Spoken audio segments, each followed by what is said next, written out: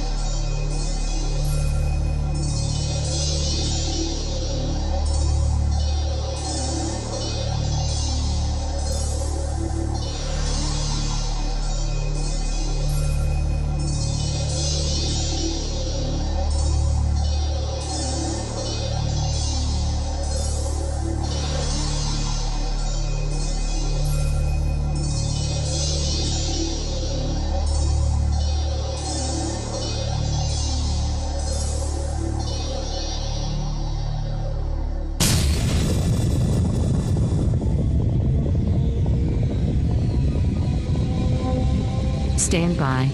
The BRN goes worldwide at 6 a.m. Eastern.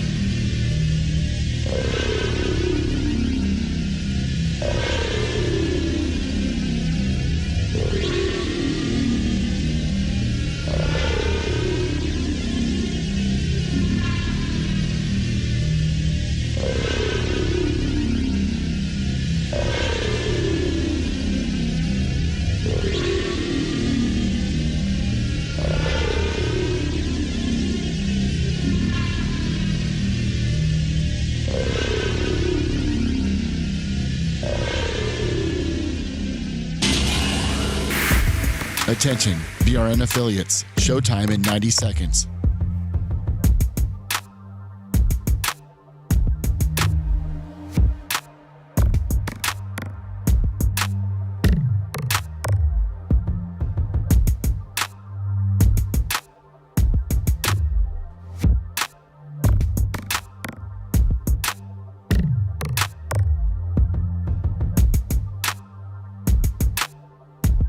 Showtime in 60 seconds.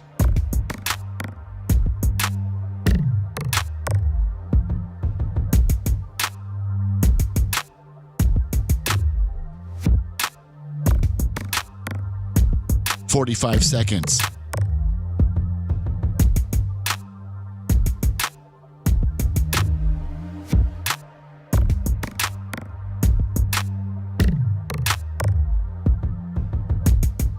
"30 seconds.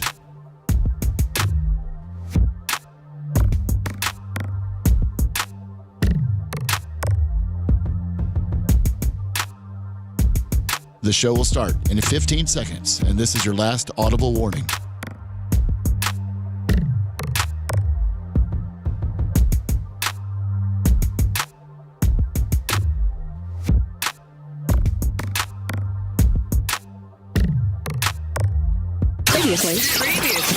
Previously on the Bubba the Love Sponge show.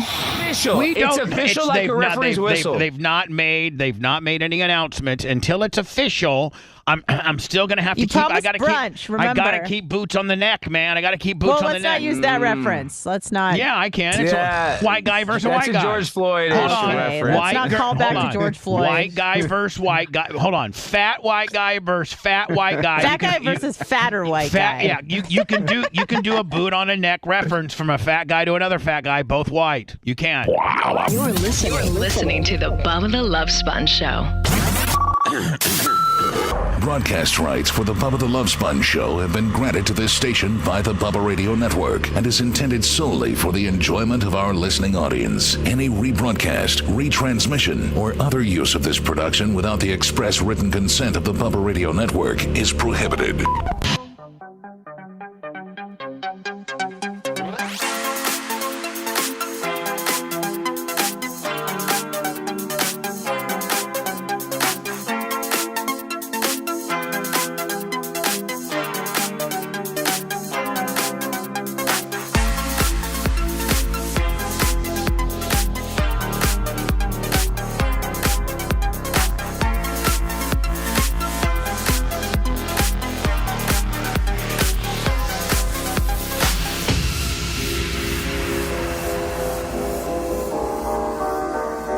I got to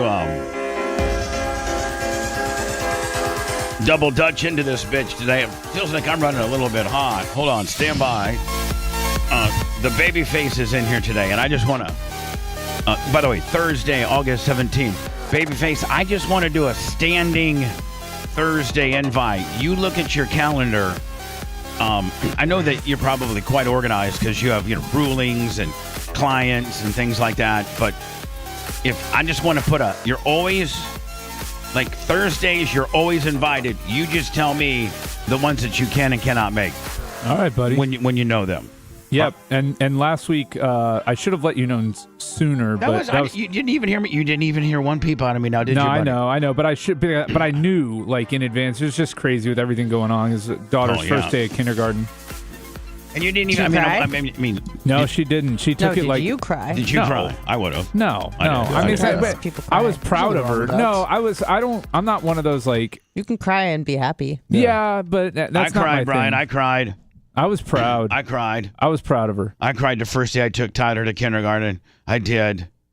I cried. You cry for different reasons. I teared up yesterday when Walker graduated swim.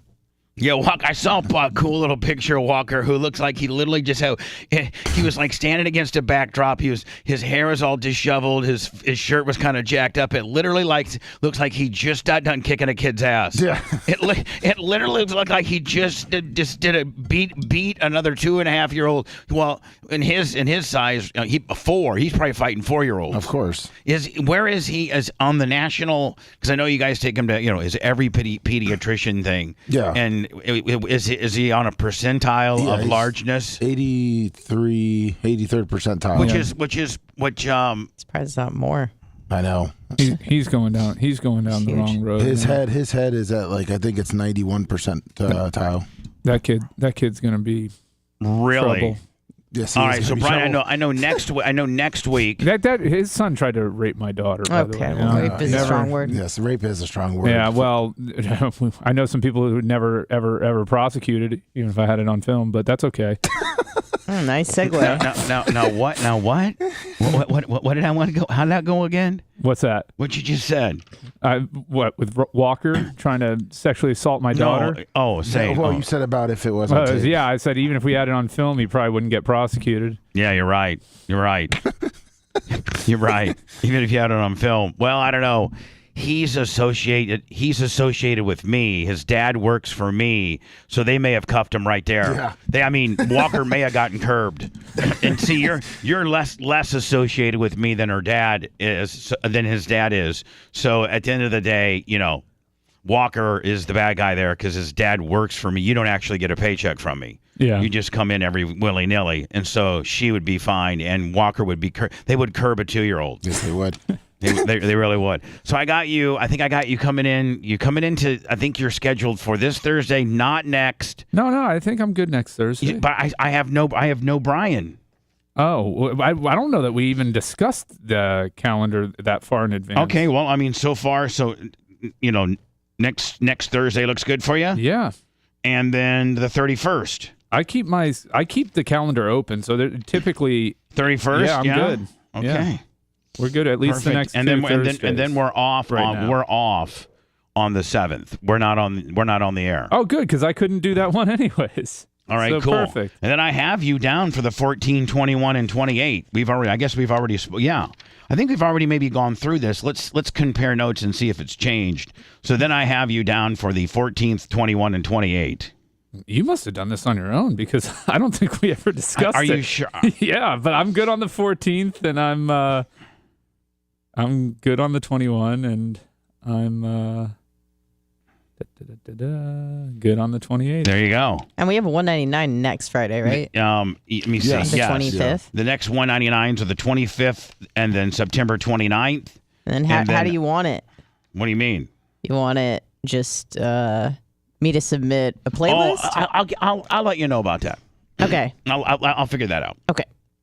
So then, Brian, I think you and I had this discussion because if you go into October, I got you available all except the 19th. Oh yeah, we did have this discussion. We did see because I'm man. Yeah, and that's my 10th anniversary trip. And you don't even realize I really pay. I write this stuff down. So October good except the 19th. Wow. And then November good except the 23rd, which we're off.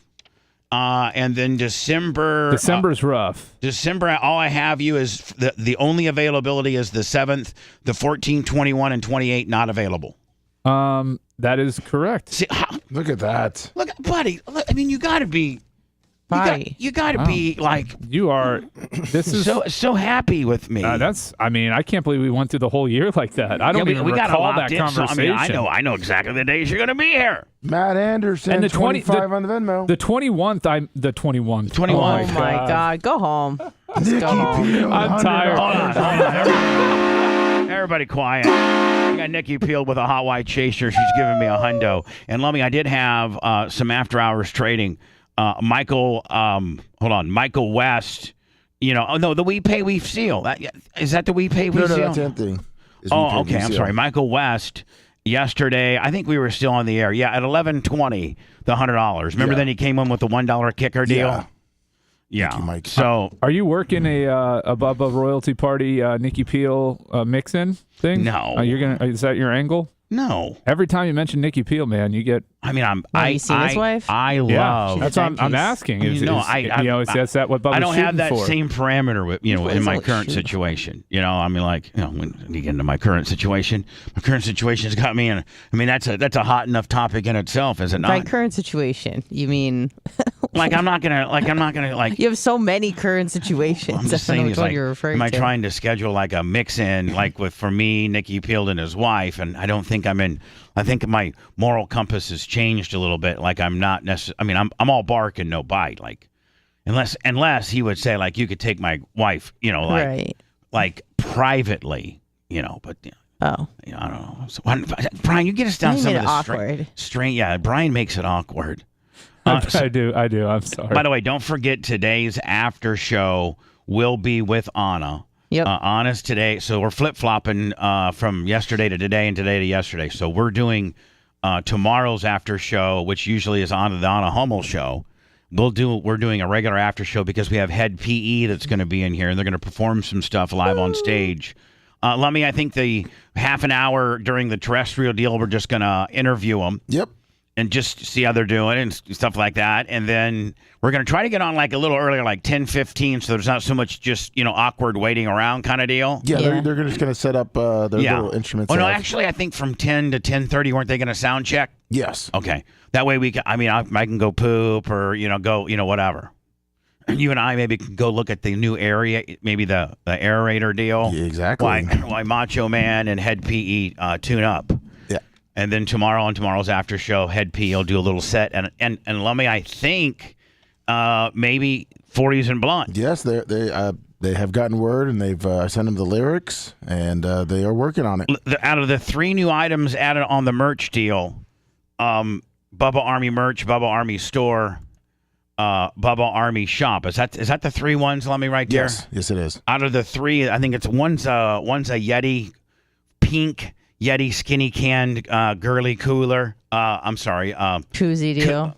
Hard koozie deal. Like for the White Claws? Yeah. It's exactly. It's kind of like what's on Dan's desk right now. Yeah. But I think that. slimmer. So we got that. We got the Bubba, the Bubba unisex belt buckle that men and our women can wear. And then let me the air fresheners. And we're almost out of the air fresheners. The Black Ice. Black Ice? Yeah, the Black Ice air fresheners. We're almost out of them. So I told the merch crick, we'll order like another 100 of them or something. They seem to be doing pretty damn. Yeah, a lot of people like them. Pretty damn good. So those are the 3 items: Bubba Army Store, Bubba Army Merch, and BubbaArmyShop.com. If you'd like to get some of that stuff.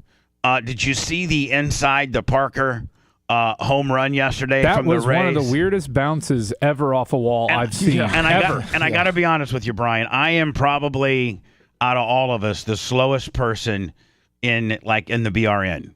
Like with regards to me, you, Dan, Anna, Lummy. Oh, you mean running wise? Yes. I was like mentally, no. But Like, let me running wise. Yeah. Running wise, yes. Running wise, I'm definitely the slowest.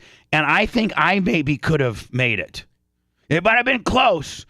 Because our guy, the Rays guys, he was halfway to home before the guy even picked up the ball. He was at third when the guy grabs the ball. I think he was actually. Well, let's watch the video. Okay, we will. But I think he was actually, to be honest with you, I think he was past third with a ton of momentum. Now I'm thinking, Lummy, Dan makes it no problem. Anna makes it like a deer. Jay makes it like a deer. Brian makes it.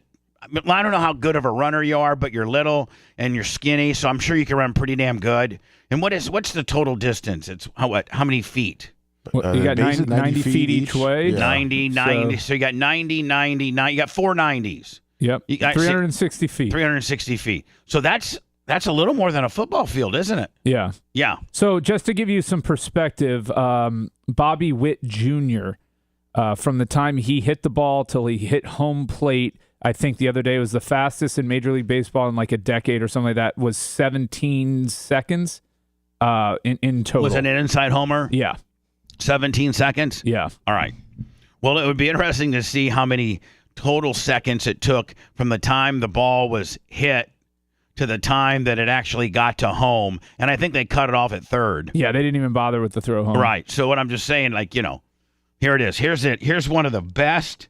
This is obviously, usually an inside the park home run goes like this. It hits the wall. The guy has kind of a hard time getting it, but he does get it. And then he throws it, but usually he misses his cutoff guy or he'll overthrow his cutoff guy. Usually, Brian, there's an overthrow in most inside the park home runs, right?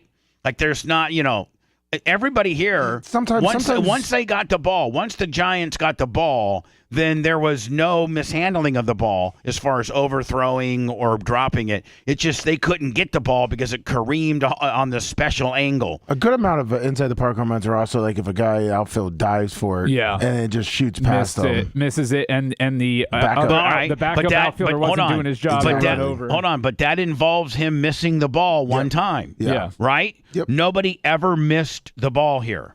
No. Maybe the dude that should have got it off the wall could have been maybe a little bit more on the warning track and maybe gotten it. He might have been a miss, but, you really can't put that on him. Here it is. It should have been a home run. Dave was Hold on. like, you know what? He's like, I keep track of all the guys and So, no, it's... It hits off the top of the wall. What I mean is like any other park that would have been a home run. He knew that. Hold on, man. 425 it hit. He's like, I keep track of all the guys and their miles. Now, maybe you could consider that guy missed the ball. Maybe, Brian. But by normal protocol, that's not his responsibility. A ball hit in center is not the left fielder guy's responsibility ever. He's actually in the right position if that ball bounces off the wall and shoots to the left. If it doesn't hit the other wall. Of all the guys and their miles. If it doesn't hit the top. Now, if it had hit the top of the Visa in AAA insurance wall and bounced over that, would it have been a home run? No, because it first hit the wall in center. Stones, and he knew that Brandon Lau would maybe hit a home run. So Andy, let's send it to you. Hold on, right? By the way, this may not. Now, The guy's got the ball right now, and I'm trying to see where Lau is. So it's Raley. He's picking it up literally as he's hitting third. Right. This may not have gone into McCovey Cove, but we got an inside. He's at the plate. You rarely see a stand-up inside the park home run. There's almost always a slide. You're right. And not only a stand-up, but with stand-up to like maybe 2 seconds to spare. Yeah. Right? Oh, easily. Yeah. Maybe 3. Nothing Rays. The carom that took off the brick caromed all the way back towards left center field, and Rarely just never stopped running. And I think now they break it down. They break it down here. It's upstage Trisha there. Well, we'll definitely be getting back to Trisha here, but you got to see Luke Rarely drive. Bam! Wait, I thought you said it was a foul ball. It's not. No, because this is just some kind of line. I don't know what they have. I don't know what this. So that line, if the ball hits to the left of that, it's a home run. Yeah. If it goes to the right of it, it's in play. If it hits that wall. See, you're confusing that line with the foul post line on right field, which is far the other way to the right. Right. This is this is actually center field. Okay. And it's a real wonky ass stadium the way they built it. So. You see the angle? We've been talking about the walls and the angles that they create and how tough it can be on outfield. Boom, hold on. There you see it. He still doesn't have the ball, right? He still doesn't have the ball. Hold on, I think I might be right. Still doesn't have it. Still literally, he's got it as he's touching. It's almost boom, boom, isn't it? That's what my call was. You're right. Boom, boom. You're right. You're boom, boom. If we had a score, we don't have a scorekeeping system anymore because it was stupid, according to Rat, who's a radio veteran. But other than that... who was also in dead last place. Right, exactly. And with no hope of ever crawling out of it. Maybe he outworked us all. He's like, hey, I'm in last place. I'm going to lose. I'm going to look like a stupid. I'm going to try to bump, I'm going to throw Bubba off. It might be to my detriment, but the game will be over. Well, it's never good to have a reminder of how you bring the show down. Right center field and take a hop towards center. Man, that is so... Dave was like, you know what? That is so cool. Yeah, that was a fun play. It's justice though because he should have had a home run anyway. He should, 425 you hit at 425 to dead center. Yeah, and you don't get a home run. Can I ask you a question? Is a home run that's in the park scored differently, or is it still considered a home run? Do you still get a home run? You would mark it as inside the park, but it's still a home run. Yeah. Now, if the guy had 20 home runs and he just hit that, does his 21 when you statistically they start doing this? Is he a 21 Willie? Yeah. Okay. Now I think, and I don't know this for sure, but I think the old Polo Grounds, where the Mets, was it the Brooklyn Giants. Dodgers or the Giants used to play? I think it was like 450 to dead center. I think it was longer than that. It was like massive. So you would, that's probably the only way you could get one at that. No, because left and right field were very, very short. Yeah. Left and right, left was 279, right was 258, and dead center was 483. 483 to dead center at the old Polo Grounds. Man, that's probably the least amount. I mean, how long did they play there for? Probably 30 years, 20, 30 years. I'm saying that, moved. like any park that's been played in for over 20 years, that's probably has the least amount of homers of any park because, almost 490. What did you say? 483. I'm going to say 485 to dead center. Man, 483 is just the distance from the home plate to the middle of the wall. You got to hit in order to get a 483 out. You got to hit a 490 ball, right? Yeah, I don't think there were many hit to dead center out of the park there. 490. What's the longest home run ever recorded? 515, maybe? Was it from McGuire? I want to say 532. 532? Bonds or Sosa. Remember the jacked up years? Remember when they might have been juicing the ball, but the guys were certainly juicing. 575 it says for Babe Ruth, but I don't know about that. I can't believe when you talk about Babe Ruth, you got to throw all records out the window because he's become like almost a folklore where all of his stuff has been embellished, right? Am I kind of Brian? You probably know the sport better than I do, but is with Babe? I'm tired of Babe Ruth records because I don't even know how well they really journaled and kept records back then. Yeah, well, and it's they're going off of tape and they're going off of measurements that may or may not have been accurate and rolled very far. Like Mickey Mantle was 565, and then Reggie Jackson was 539. Now, I believe the Reggie Jackson, because that would have been in the modern era where you could probably better gauge the distance. But the Mickey Mantles and these Babe Ruths, they don't have the measurement skills, or like right now, a guy hits a homer, it's determined how far the homer is immediately. So because they have all these schematics and AWS and all this kind of software that can tell you exactly how long it is. I mean, there probably was a era of baseball, Brian, where the sports writers that witnessed it just kind of guessed, right? Yeah, they kind of the statistician of the game just probably said, well, okay, well, it's 5 rows up. And it's 4:15 to the center, and it's 5 rows up. Each row is like 3.5 feet, and then it needs right. I mean, they didn't have AWS and all these computer AI generated stats that can tell you exactly the trajectory of the ball, how fast it came off the barrel, what the angle was, and the exact distance. When they give you distance for home runs now, it's dead on. It's been generated by a computer. I got to think that there was a large portion of Major League Baseball that it was just, Johnny scorekeeper that said, well, it looks like it's I'd say that's about a 427. Would you say, Brian? Yeah. Yeah, maybe a 427. Well, a lot of stadiums back then didn't have outfield bleachers, so they would just go over the fence and bounce and roll, and wherever it landed is where they measured it. Yeah, okay. That's on some of the stuff, but I don't know. Like even the Mickey when Mantle Dave one, Kingman used to go on Waverly Avenue, when he would knock one out onto did they know how far that guy's front yard was to the home run fence, and then take in consideration the loft it needed to clear the park? How do you even do that?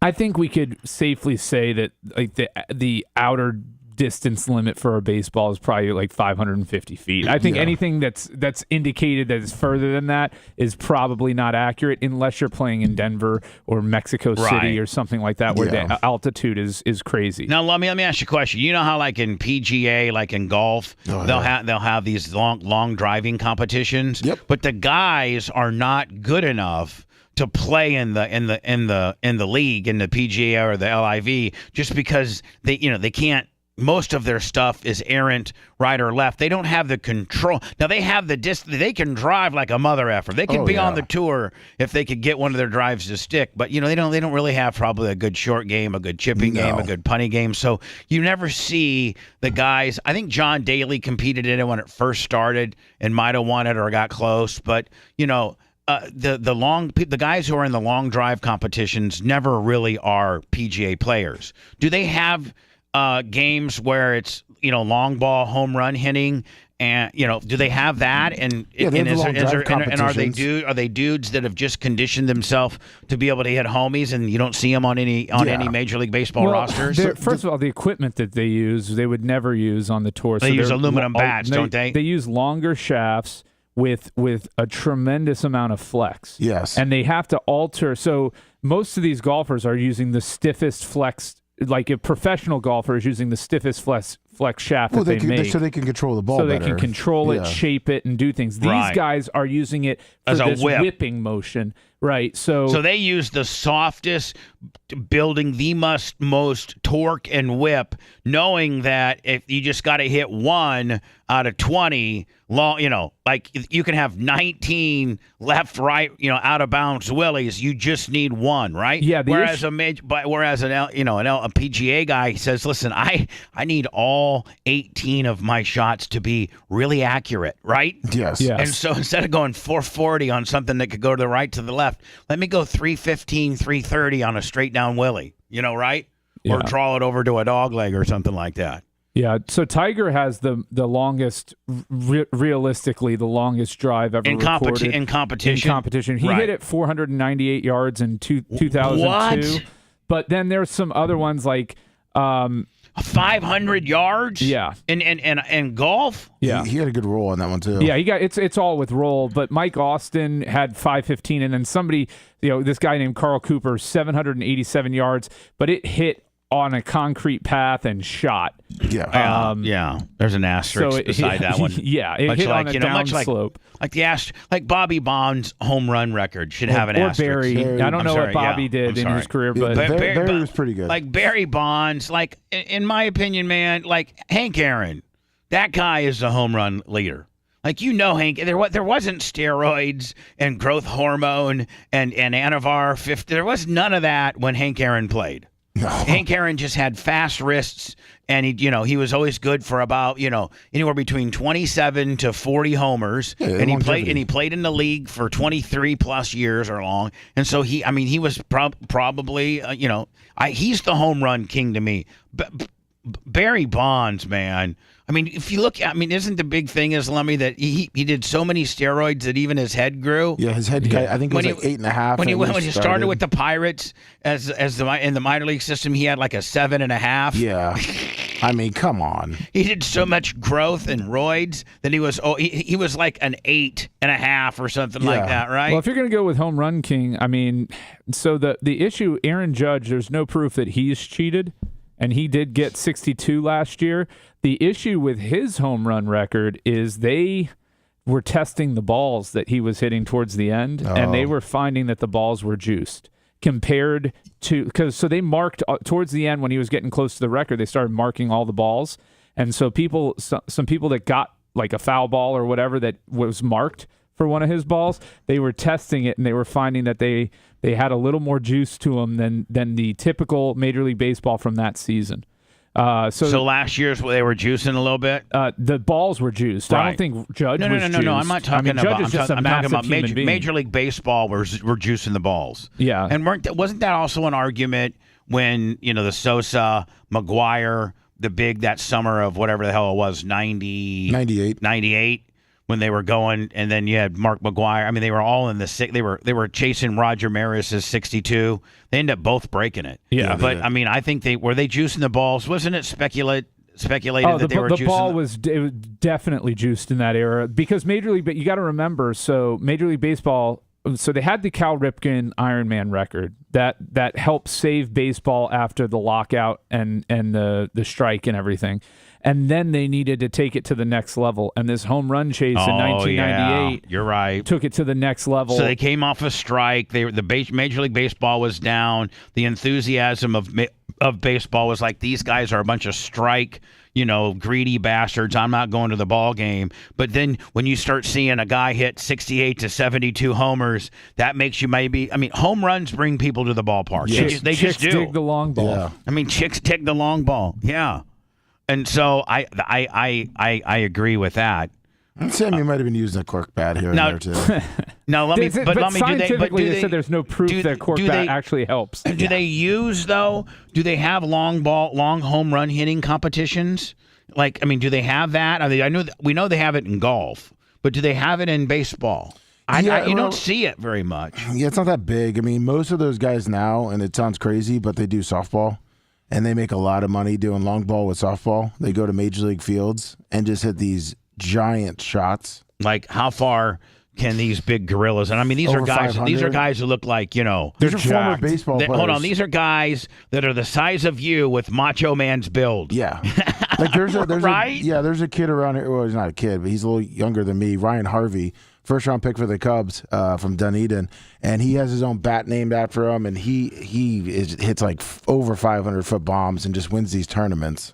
Now, is he still in the league? No. He got out of it and he went right to softball. And what kind of money can a long ball softball player make? 6 figures. Oh, really? Yeah. Okay, that's not bad. And then once you get endorsement deals, you're doing pretty good. Right.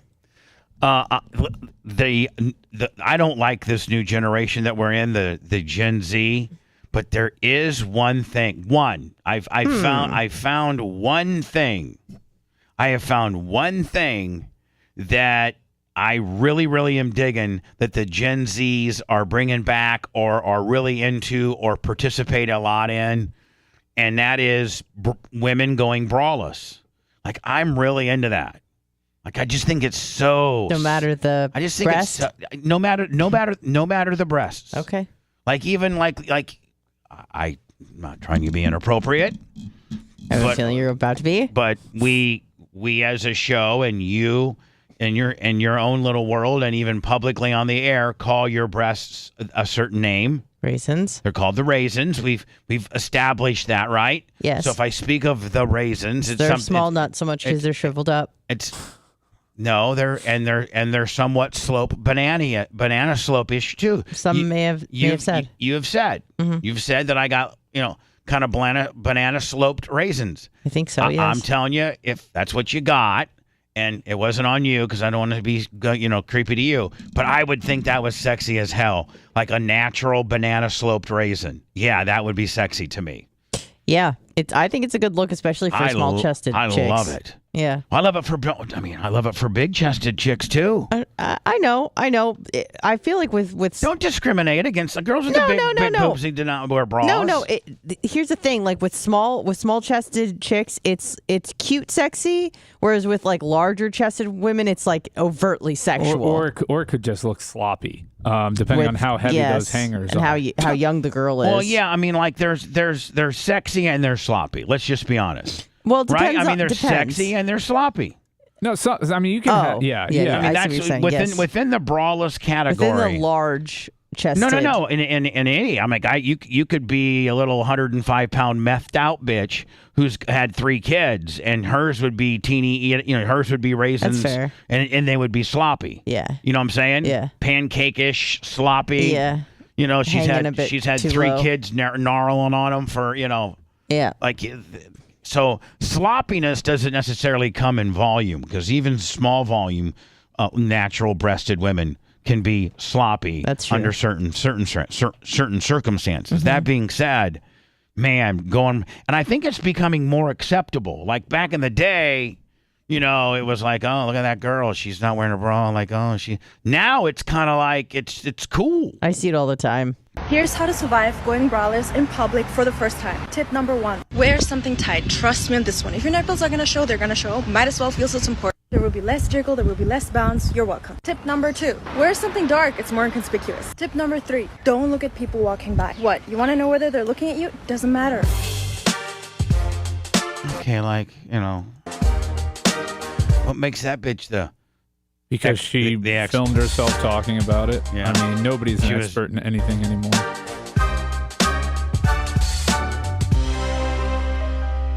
Yeah, no bra. Yeah, hell yeah. Yeah. See, even the girl on the left, Anna. Oh. I think that's... I thought she was flat-chested until she... I like, obviously, the girl on the right, she's got some big old silky milkies. But the one on the left... when she turns around, you can't see much there, but I mean, you can see that she's got that's a nice set of little raisins. They're kind of low. Yeah. They're kind of low. They're a little low, but nonetheless, not first one of the day, not too low. They're hanging down about 2 inches lower than they should be. It could be that she's really tall, so it may look better in person, That's Without true. a bra, my girls reach their belly button. Oh, wow. Now, do you go braless? Yes, Me? I do. Oh. All the time. He's a good guy, even though he's a... Bubba the Love Sponge. The Bubba the Love Sponge show returns after these words. I gotta say though that like you're in St. Pete, and it'll be the bralessness look will be erased when you see the armpit hair sticking out too. True. It's that's a great neutralizer. No, you don't like that? Chicks with armpit hair? Come on, it's natural. This is fucking gross. I'm sorry. Yeah, that's horrible. You have it? That's horrible. Oh, you have a landing strip. Yeah. That'd be so weird to groom your armpit hair, but still have some as a chick.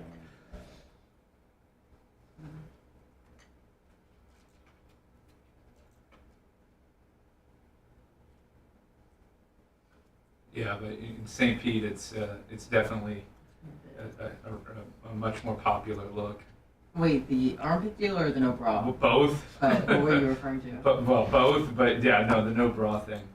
When I was down there for my trial, it's like even in like service industry, people in restaurants just letting those titties breathe. Which is nice. It is nice. I like when they've got nice like eraser. I do fucking hate bras. You hate them? Yeah, they suck. Nobody wants that shit. Like even sports bra? Yeah, but I mean, like, usually as soon as I get home, I take them off. Take it off. Yeah. I hate that shit. So why don't you just walk around braless then? What? What? I don't want my fucking nips out. You could wear tape. I'd rather just wear bras. Chill out. You're getting a little creepy. She said she prefers not to wear it. I asked her about not wearing it, and It's fine. I mean, it's just a conversation. I'm not making it sexual. Morning,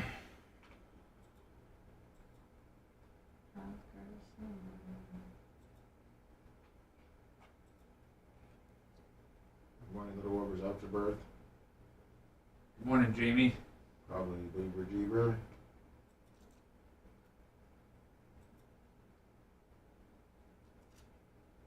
Sure did break my sleeve. I'll go. Bye, Brian.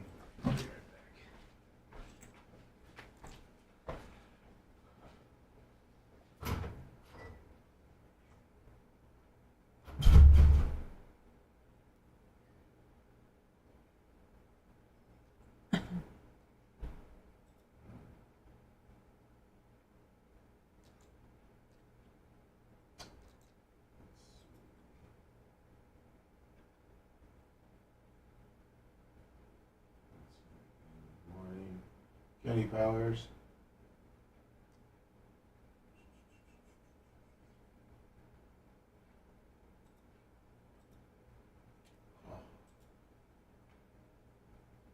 Tommy 2X.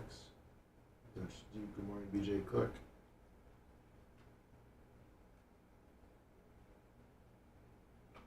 What's up, Dre Gator?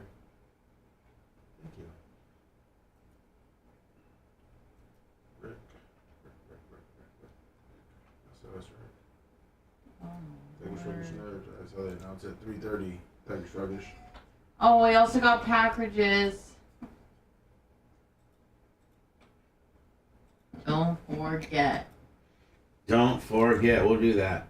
Okay. We're gonna do this. We're gonna do the Calta fucking segment. All right. Just to be done with it. Mm-hmm.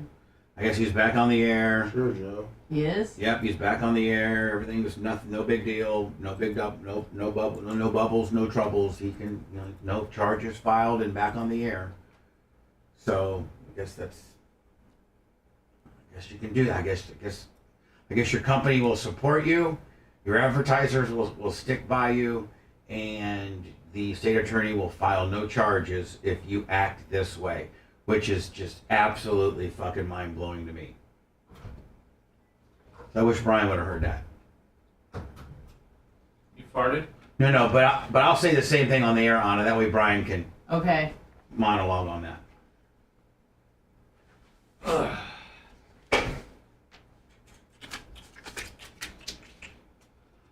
Thank you, Nick, for the cup.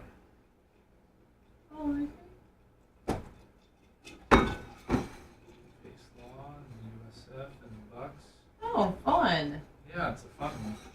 Is that purple or blue? My eyes, I can't tell. This is blue. It's a royal blue. Okay. Because I am Bubba Army royalty. Okay. Although purple is a more regal color. Yes. That's historically, especially with the British royal family. Those fucking losers. Yes. Those incestuous motherfuckers. Yeah. Incestuous, racist motherfuckers. Who is it? Who is an incestuous or racist? Both.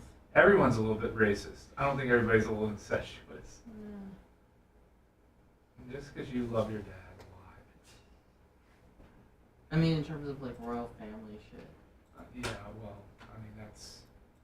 That was kind of just how they did shit. They didn't know any better.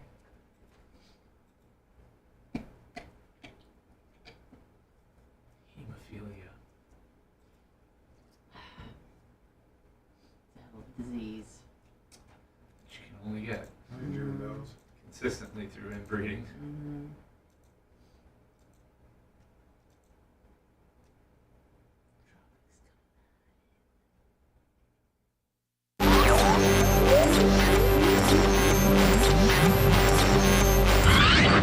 nothing sexy or glamorous about this broadcast. Just press play.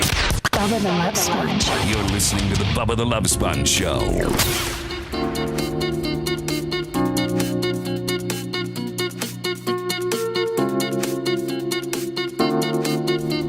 There is a packages box. Or did you bring it in? Did you bring it into here? I did not. I thought we were going to do it the segment after. All right, this so one. we'll tease that it's there. Okay. And then we'll do it next. Sounds good.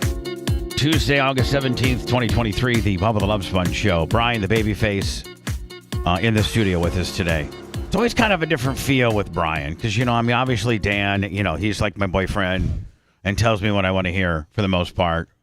And Lummy is Stockholmed. Yes. And Anna is just... Occasionally, I tell you the truth. Yeah, but she's just to tell you what you want to hear, but get a few little gnarly gimmicks in there. But she's scared. We're just completely shut down. Scared. Yeah, she shuts down. Anna's scared until she's not. Okay. Mm-hmm. And then then I often get scared again because I crossed the line. Anna's like a turtle. She's got her little head out and she's out there snapping away. But if there's some real danger coming in, she's going to go ahead and poke her head in that little turtle inside. Right. Yeah, shell up. Right. Rhett is Rhett and Macho Man wire stuff up and lift weights. And so that's the dynamic of the show. And so Brian is the square peg in the round hole. I was going to say wild card. Yeah. Oh, yeah. Okay. I think that's probably more fair because round peg in a square hole means you never work out. Whereas, you dance with me, you agree with me, you don't always just try to get a little zinger in on me, and we politically are wired differently as well. Like I think you're more similar than you think. Yeah, but. well, again, almost everybody is. I think most people agree on about 80% of things, and it's like the 20% and the nuance between their positions on solutions that make the difference. But, and really, in all honesty, too, the 20% that disagree on really who cares? It's the stuff that really doesn't matter. It's like it does. Right. It's like let's say that you're really just vehemently against some abortion, no matter what side of the fence that you're on. Okay. Well, at the end of the day, chances are you're never really going to have to deal with that situation, right? Chances are it won't affect your life. Right. Chances are you're not. Your daughter probably is going to have a kid, and it's not under any conditions that she didn't want it, and so you might be a grandfather. You're like, I don't know, man, but you could sit there and go down to your clubhouse, your old timer club, retirement community clubhouse. You should hear, man. My mom lives in a retirement community, and I go down to the clubhouse every once in a while. I like to go get some like a fountain Coke or something like that, Lummy. Did snacks there on the regular? Yeah, they got snacks. I'll drive the golf cart down there when I'm visiting Janie Cakes just to go see the old timers. And I got to tell you, Brian, watching the old timers, like the liberals from New York compared to like the conservatives from Indiana that have migrated down to this, particular, they now live there full time, and you should hear them argue. Oh my God. And it's funnier than hell to hear old people that are on, both ends of the political spectrum, to hear them argue. Like, it's funnier than hell. They bring back like old stuff that doesn't even matter. You know what I'm saying? Like they bringing up like stuff that happened during the Kennedy administration. And they're like, well, John F. Kennedy, I'm gonna tell you what, he wanted to get rid of the war. But what about the Sandinistas in Iran-Contra? They're like, they get it. Yeah, what about the Contra arms deal? Like they get into some really heavy duty stuff. So Brian, like you and I agree. But you're a little more snowflakey and woke than I'm a little more rough around the edges than you are. Wouldn't you agree? Kind of. Sure. Yeah. I think that's fair. Right. And like, I think, like I believe in abortion. Oh, well. See, I know you believe in abortion too. Yes. So we're good on that. But I do think that like, I kind of want to hedge on abortion. I kind of want to like play both sides of the fence. I really, at the honor. I have a very reasonable position on abortion. So my position on abortion, which really doesn't matter, is if the baby can live outside of viability, 24 weeks right now, unless the mother's life is in danger.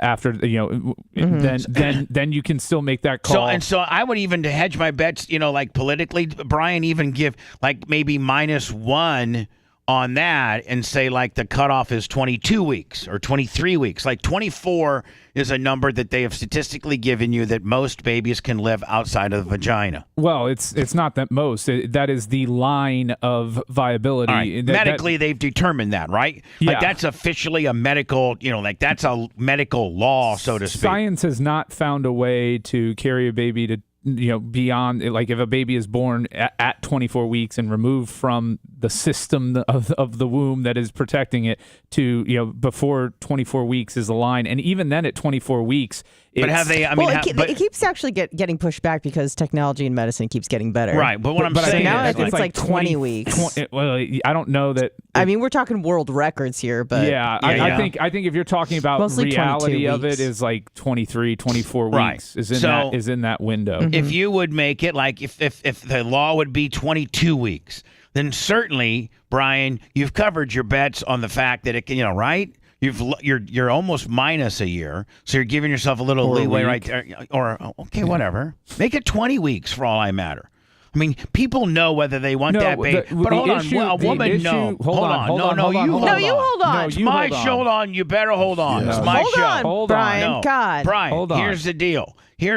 Most families or women or couples or whatever the scenario as to how that baby was conceived and the people that will have to raise it and the people that will have to be responsible for it or not, whether they can take that task on as a family, as a single mom, as a man and a wife, as a man and a girlfriend, however the situation may be, how that baby was received, the family knows. The people that make that determination know well before 20 weeks. I mean, it's usually by 8 or 9 weeks, you've shook out whether you want this baby or not, right?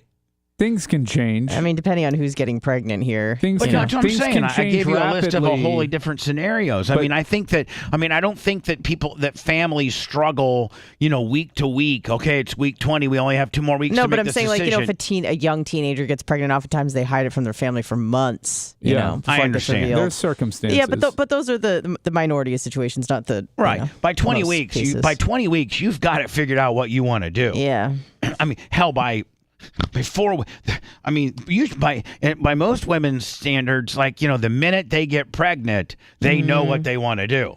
Well, but 16 weeks is the time frame when most of the genetic testing and markers have to be done. So that when you're talking about a baby that's going to have either issues that are going to be fatal to the fetus ultimately, or cause issues with the birth, sometimes it takes up to 16 weeks to find that out. Right. Mm-hmm. So you could actually be a man and a woman that's under the right circumstances. That are married. I'm just talking about like within our society, like what's the most ideal, wholesome way to conceive a child, and this is the way the American dream goes: is as a man and a woman's together, and then they get married, and then they after a year or 2 or whatever figure out that they'd like to bring a kid into this world and raise it as a mom and dad single family living kind of deal, because we're going to be together forever. So we start having sex, she gets off birth control and you ejaculate where you're supposed to ejaculate instead of the pull-out method. And Thank you for explaining the birds of the beast. But people. I always wondered how it happened. But hold on. When does the store come into this? Exactly. But that's the all-American. That's the way. Then the all-American way of having it. As opposed to how many times the European way? Those Nazis? No, as compared to, I met this chick at Fort Walton Beach for spring break, and we blasted. I would say that is the all-American way to have a kid. And I live and I go to the University of Nebraska, and she goes to the University of Maryland. And I don't know that I'll ever see her again. And I really wasn't even really attracted to her. But I was just, she was one of the bigger girls left at the end of the night. Now she's pregnant. Not only do I not want to date her, I'm embarrassed that I had sex with her. But I'm just saying. Okay, so that's the Bubba way. When she calls me up, and says, "Hey, listen, I'm pregnant," I'm like, "Listen, how fat? Do you got Venmo, Cash App, PayPal? And how much? What does an abortion cost in Vermont? I think it costs like $800. I'm going to send you $850, okay? So buy yourself some brunch afterwards. Yeah, get yourself something nice. But put some ice on it, and see you later. Lose my number, please. And I'm gonna take pictures of this check, and I'm gonna write a little memo saying this is for a abortion on the memo part of the check, just like as agreed upon What's his name? Walker. I'm gonna on the memo of the check. I'm gonna put the abortion that we both agreed upon. Dead baby. Right. Like, right, Brian? Yeah. You got to put that on the memo of the check in case she, has it. Next thing you know, you get stuck 18 years. Child support, $300-400 a month, even though you're just digging ditches. You know whether you're going to get an abortion. 20 weeks, I think that'd make everybody. Well, no, the right, the Republicans will just go crazy. Be like, oh my God, 20 weeks. No, that's the funny with a compromise is you piss off everyone a little bit, right? So even though what we laid out is a pretty reasonable position, whether it's 20, 21, 22, 23, 24, with the right, if the mother's health is in danger, even though that's a very reasonable compromise position, the zealots on both sides would find that unacceptable. Even the liberals would be like, that's unacceptable. I think a woman should be able to kill its baby like literally 18 seconds before it's supposed to come out. I think if you have that's really far left, and it's a very marginal position. I think if you have if you were at 23 or 24 weeks with the doctor saying the mother's life is and health and safety is in danger as an option beyond that, I think most liberals would be on board. So, like, for instance, Florida just locked it, or DeSantis, the czar, is trying to lock it down to like 6 weeks, and it's like that insults me, quite frankly, as a person. Yes, it really does. Because like Dan just said, outlaw it at that point, because most people don't even know until 4 or 5 weeks. Exactly. Just outlaw it. And why pretend like it's legal? Dan and Romina, Dan disclosed this on the air. Sometimes it takes 12, 13, 14 weeks for these markers to come in, and Dan said this on the air, but in between Sophia and little Danny, they had a child. And she got pregnant. I'm sorry. I'm so sorry. You're right. She got pregnant. And the prenatal Willie, everything was good. I think that even determined that it was a boy, so they were super happy. Like that's what they wanted, was a boy. Because boy, girl. That's just kind of girl, boy. Yeah, in this instance, yes. So, but then like at week 13, she got this really bad marker, and Dan, being a doctor, really, really knew about the marker and what it represents, and I guess it has something to do with like the kid being like having Crohn's and like just Crohn's disease. You'd out someone for that? No, he's not going to be able to eat tomatoes. It was something. I don't want. He's going to have diarrhea all the time. He's Italian, Brian. No way. No way. A gluten intolerance. What? It was suck that thing out. It was something to do with get the Hoover. It was a marker. Crohn's disease. It was a marker that indicated you were like your digestive tract. wasn't IBS. Your digestive tract for the baby was not going to build itself correctly. Like it was a marker. It was like a serious deformity. No, that's way different. Yeah. I don't know. So listen, you guys got your little. But I'm making my point. Sorry. That was at 14. And they decided we don't want to take this burden on. We'd like our baby not to have this, at 14 weeks like our first one, and so they got rid of it. That's kind of a viability issue as well. Yeah. But I think what a lot of people don't understand is that it's not necessarily, at least what the people maybe right of center would say, is that it's not necessarily about when the baby is viable, or the fetus is viable. It's whether, well, if you're super right, it's about conception and it has a soul and all that. But for other people, they would say, well, when does the fetus have the ability to feel pain, and when can it suffer? And at that point, then that's their cutoff, is when the fetus can feel pain. So which I don't know the answer to that, by the way. So, but what I'm asking is this: like we're on Florida, we're so stupidly on this. Well, our governor is trying to push this 6-week Willie, which I just find offensive. And again, I think my stance on abortion would be like in in that 20 era, somewhere in there. That's kind of like if I was to have to make a rule or where I feel comfortable. Now where are the most liberal states? Like there are some states that don't even allow it, right? Like it's completely like Alabama, or isn't there some states that completely like no abortions? I think Oklahoma may have just gone to some way like that. Hey Alexa, which states do not allow abortions? In Dakota. Following the Supreme Court's ruling to overturn Roe v. Wade on June 24, 2022, abortion may be restricted or banned by the states to varying degrees. I think it's Indiana, Oklahoma, and like a Dakota. I think North Dakota, South Dakota, Idaho. Hold on, North Dakota, South Dakota, Idaho. Like completely no? Yeah. By the way, all states that need more people in them. Anyway. I just sent you. I think Indiana is too. I sent you a map. Indiana's pretty strict.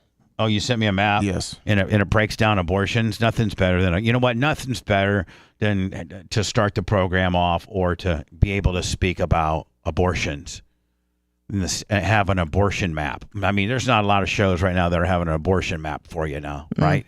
If you click on the state, it shows it like what it is, what the restrictions are. Really? Yeah. I'm clicking on it. See? Click it. Are you going? Is it going to another window? Oh, you know what? You're probably right. As I don't even know. Now I lost it altogether, and I got this on there. Oh no! Can you get me back? Oh, I can find it. I'll get. I'll send you another link. Speaking of abortions, I'll get the. I resent the link. Okay, thank you. I got it now, lover. Here we go. I see not to be. I need not get clicky with it now. Let's expand Get it. Like, clicky with it. oh my God! I got it. I'll get it. Jeez. God, let me. Why am I so stupid sometimes? You're not stupid, Bubba. Well, it's just here's the thing. You got to host a show, and you got to try to stay relevant, and you got to engineer all this stuff. You know what I'm saying? Yeah. Like it's tough. It really is. Now, I'm trying to get it. I'm trying to get it so that it's it's not so zoomed. See how zoomed it is? Because I think you clicked on Florida. Did you try maximizing that screen? Yeah, look, maximize. Boom. There should be a reset map. It's pretty good. Maybe refresh, Willie. What do you need to zoom out on? Well, he wants to see all the states. I want to look at all the states. Well, you have to maybe go up to select a state and see nation map. Okay, never mind. See, you say it like it's going to be that way, and then when it's not that way, you go, just never mind. I didn't say you did something totally different. Making me look stupid. I just sent you another link, Brian. Bubba. It should have it already maxed out and everything. Brian, I'm trying to host a show here, buddy, but I have to be an IT wizard as well. Not only do I have to keep, really, it's IT wizard. I got to be an IT wizard. I got to zoom and scroll and click. This is IT, heavy IT work here. IT wizards. I am an IT wizard. Hold on, but how many people even navigating through on their computer while they're doing it at work, whatever, are also live on the air? But browsing the web does not make you an IT wizard. No, but there is an element of stress and like. No, I get that, but to call yourself an IT wizard? Anna, thank you so much. I but get yes, you. in order to be able to handle both, be really, really good at being live on the air, keeping the subject matter flowing, but wading water, buying time, trying to get a map while your people are scrambling around for it. Then once you get it, trying to navigate through it to shoestring it into said conversation. That's a little bit tough, Brian. I'm like Elon. I'm like Elon Gates up here. That would be like if you were having to give your closing arguments, but you were having to navigate through a computer. We do, Bubba. We have to do that. That's part of it. Yeah, now. And how many times you got to do that? Maybe 10 times a year? Yeah, Okay, I do it 20 times a month, So you bitch. should be much better at it than me. Okay, let's. Anna, hit him. Hit him, Anna. Ow! All right, so now am I assuming that the white ones are... If you scroll up, it shows up. This is tough, Mommy. Up and down is hard. I'm up here. What you don't understand is on both of my mouths is like one direction's one way and both the other of my direction's... mouses. Shut up. I'm gonna... I'll slap him now. Do we still have that wiffle ball bat? Oh, yes, we do. Because it's hard to run a show and keep track of your bats. Right here, Bubba. He just needs to Brian, just back it down a little bit here. You're killing me, buddy. Jesus. No, let me. Okay. The white states is wide open. Let it eat, right? In this case, would we say that white is right? Well, I would just say no, white is left. Well, just listen. Like when it means let it eat, what's that mean? Like, so what should I click on each individual state? I think if you click on it, it gives you what the rule is. It does, yeah. But I don't know where that comes up at. Like, go to California, because we got to imagine I just went to California and I clicked on it. Bubba, do you see where it says select state real quick? Yeah. That should help you. Just okay. It should make it easier. Okay, California. Yep. Here we go. Oh, cute. Abortion is legal in this state. Very few to no restrictions exist, and abortion is acceptable. What? I mean, what does that mean? For the most relevant information, go to Abortion Finder state-by-state guide. Yeah, but then you got to click on that. Yeah. Now you're not. See, now I'm now stirred you go up. down and click down to California. Oh, okay. I mean, if I was that takes a long time. I mean, just like.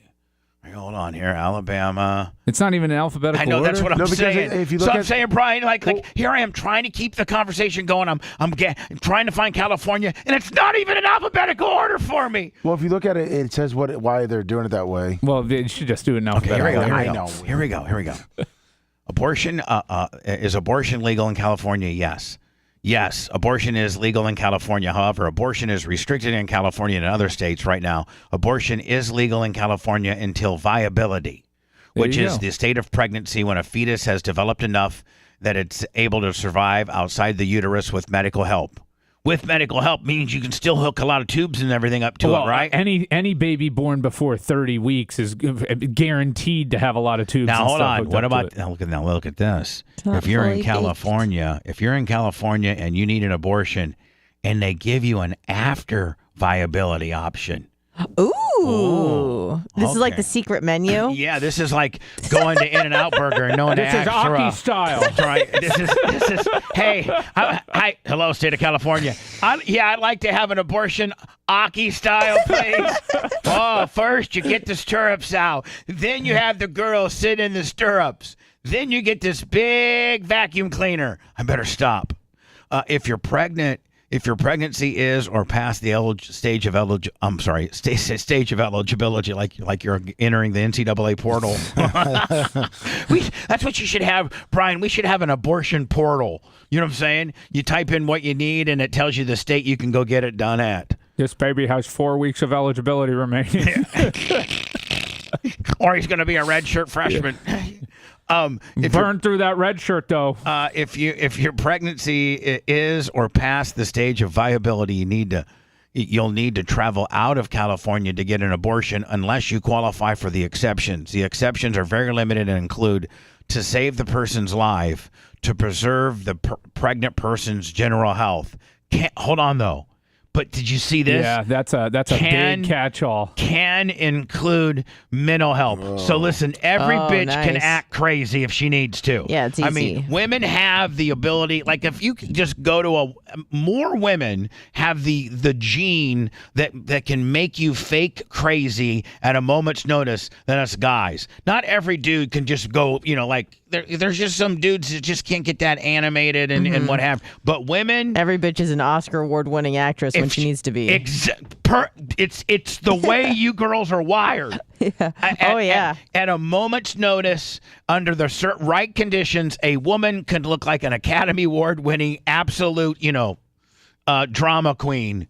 Best sad picture of the year can go to saddest person in the world award can go to a woman at any time. So all a woman has to do is she's 23. I mean, she's 20. When does a baby come out? 28? 40. 40 weeks. Like 36 is fully it 40? baked to 40. I don't know, guys. It's actually 10 months of gestation. Yeah. Everybody says 9, but it's really 10. Sorry, okay, guys. Sorry. Did I say that I didn't know? I'm not the smartest guy here. It's 40 weeks. What did you say, though? It was like... I said, what was it, 28? I thought a baby came out after 28. 4? I thought 28.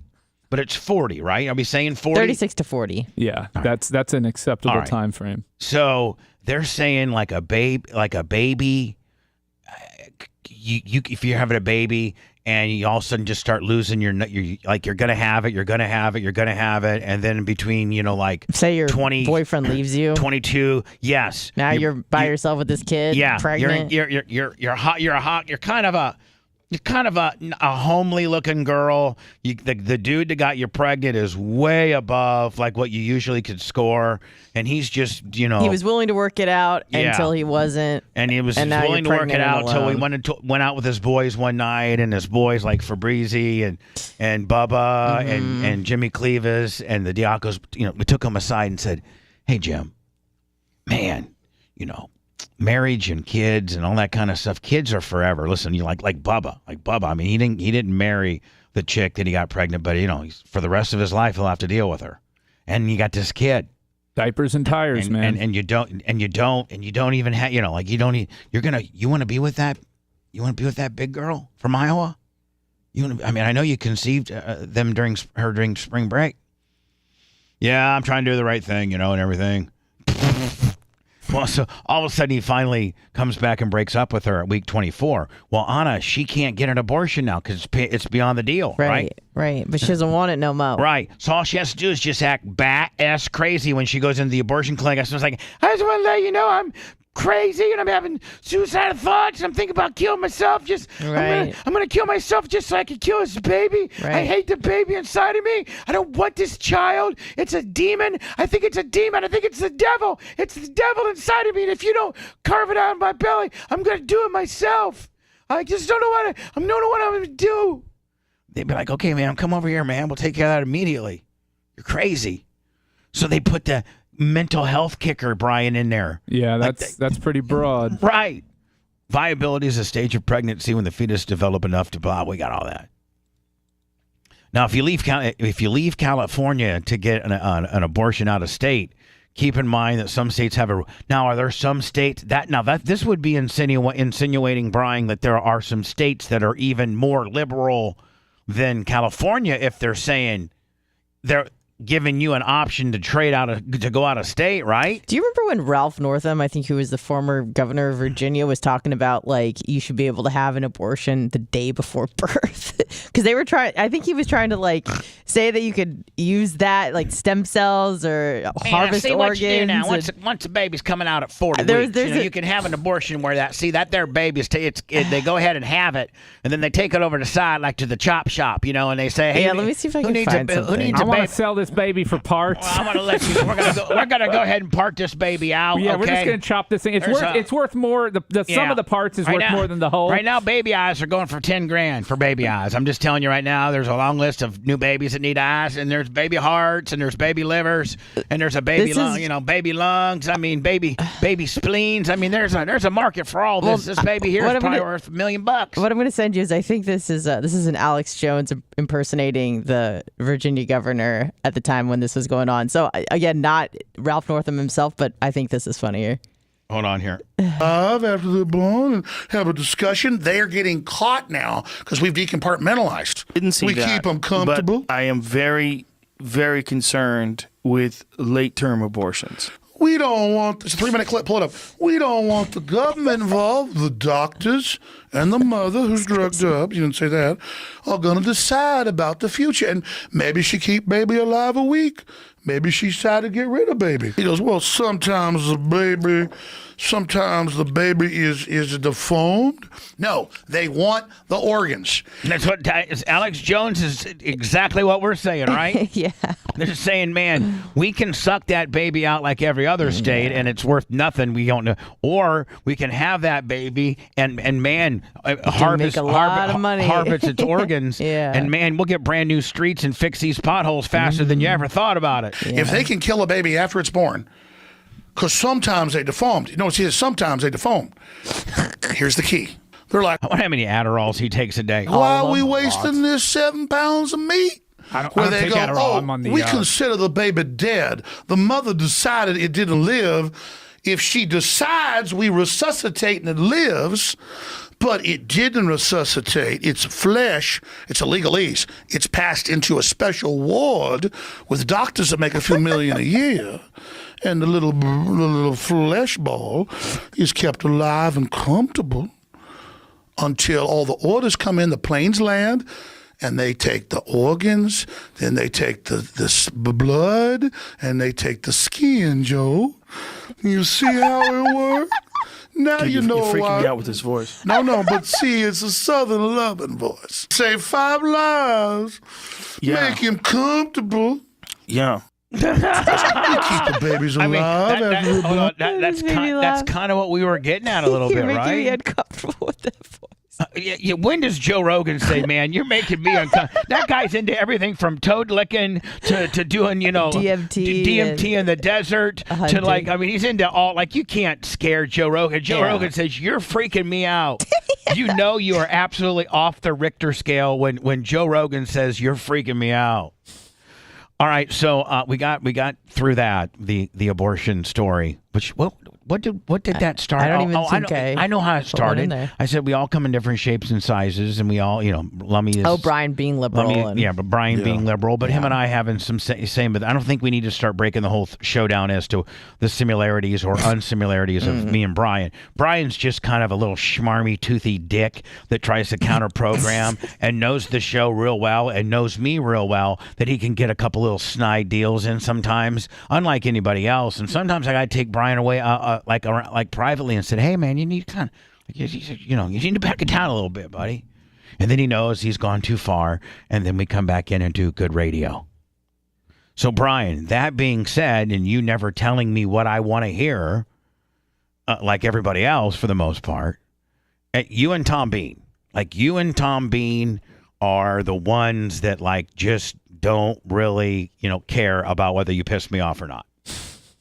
Even Gina will kind of sugarcoat a real bad deal for me, but not Tommy, Bean, and or Brian. That one building over there that's the Bubba. Like, how the magnets have the North Pole. Like, magnets have two different a negative and a positive kind of deal. Mm-hmm. That's this is the positive side of the magnet. That's the negative side of the magnet over there. Guess that's all based on your perspective. Yeah. Yeah. That's the voice of reason. Tell me what I want to hear, even if it's not true. And those two people, Tom Bean and this numbnut over here, usually give me right now. A lot of times they do agree with me, and then I was like, yeah. I know I'm really doing so. I know I'm onto something, or I know I'm right, or I know I made the right decision, or I know whatever we're arguing about, or whatever's in my life, or whatever I do, or however, whatever drama I'm currently involved in, which is a lot sometimes. Tom and Brian are the ones that'll sit me down and say, well, you might want to look at this, you might want to look at that, you might want to look at this, you might want to look at that. That's not what you think it is. You're a little bit, being a little too pro Bubba. You're a little too close to the story. Let's take a step back and let's consider this. But often, Brian, that is also you guys do also say when I'm right. Like if I am right, you're like, yep, you're right. I mean, you're right on that. Yeah. Yep. That's rare, but it does happen. So anyway, this Mike Calta deal that we've now, and I think you'd be very proud of us because I don't think when we opened up with baseball and then we got into I am very proud of you. Got into to an abortion deal, and I think we've already covered a story or so. Yep. And so I'm only gonna I'm just setting this up to go into words. But Brian, I want, and I guess Mike Calta's back on the air today, so I guess you can hit a woman in public. You can have your Goombas blow in phone calls so that you don't get arrested. They suspend you for 7 days while the Cox management looks into this and what have you, and they put you back on. He's back on the air. I guess he had to open up with some kind of apology or something. Yeah. So I just for the life of me know that I have been fired from regular radio and blackballed for, I would say, maybe lesser issues than this, at least optically. Me taping the Hogan tape, optically the tape produced, but you didn't have footage of me sneaking in there and hitting the tape, and then optically it was just, I messed up. But this was actually recorded and it was documented. And then it was determined by a state attorney, the 12th Circuit state attorney, to not be a crime. And the reason why it's not a crime is, I have the police report here, is that just to paraphrase it, that Erica was the aggressor and that he was defending himself and he did not strike her. He only moved her to create space for himself. Now, that's why they didn't arrest this guy. And I don't know. Now, I got to think. I was thinking, Brian, well, there's no way this guy, I couldn't survive this. I couldn't survive this. I don't know of any radio personality. That could survive this. But tell me the one person in your life who was telling you that he probably would, and you pushed back against. Let's not get into that. All right. Let's get into what let's get into the video and how it breaks it down, and then you make your determination. Listen, I know we're not arguing whether he comes back or not. We're arguing whether he committed a crime or not, and should he have been prosecuted or not. And it's just like, this isn't if I have anything to do with a crime, or anybody's attached to me, or my name is some way, shape, or form, it's instantly. I mean, Brian, you have to see it. You have to know the Bubba factor. That weighed into every bit of when we would have a discussion on this issue. It weighed into every bit of my opinion and what was going to happen. And so here's what I understand: as a corporation, though, first of all, this shouldn't be acceptable. And it shouldn't even, him keeping his job shouldn't even have anything to do with whether there's charges filed or not. It should have everything to do with what he did. Yeah, but he kept his job after costing his employer millions of dollars. Millions and millions and millions of dollars. And so, reportedly, allegedly, supposedly. But hold on now. But there's this, I forget what the account is, but there's this Twitter account. I got to find it, that broke it down as to why this stuff keeps happening. And I honest to God, that'll be like right after this, because it's going to take me a while to find it. It's one of these, there's been some, there's some accounts that are heavy on this. And this is one of them that's really been following it and really, busting some balls. And this person laid it out. I'm like, oh, okay. I almost like the two guys remember the Sesame Street, the two guys looking at the telephone, Lummy? Oh. It's like, I read that and I was like, oh, this is brilliant.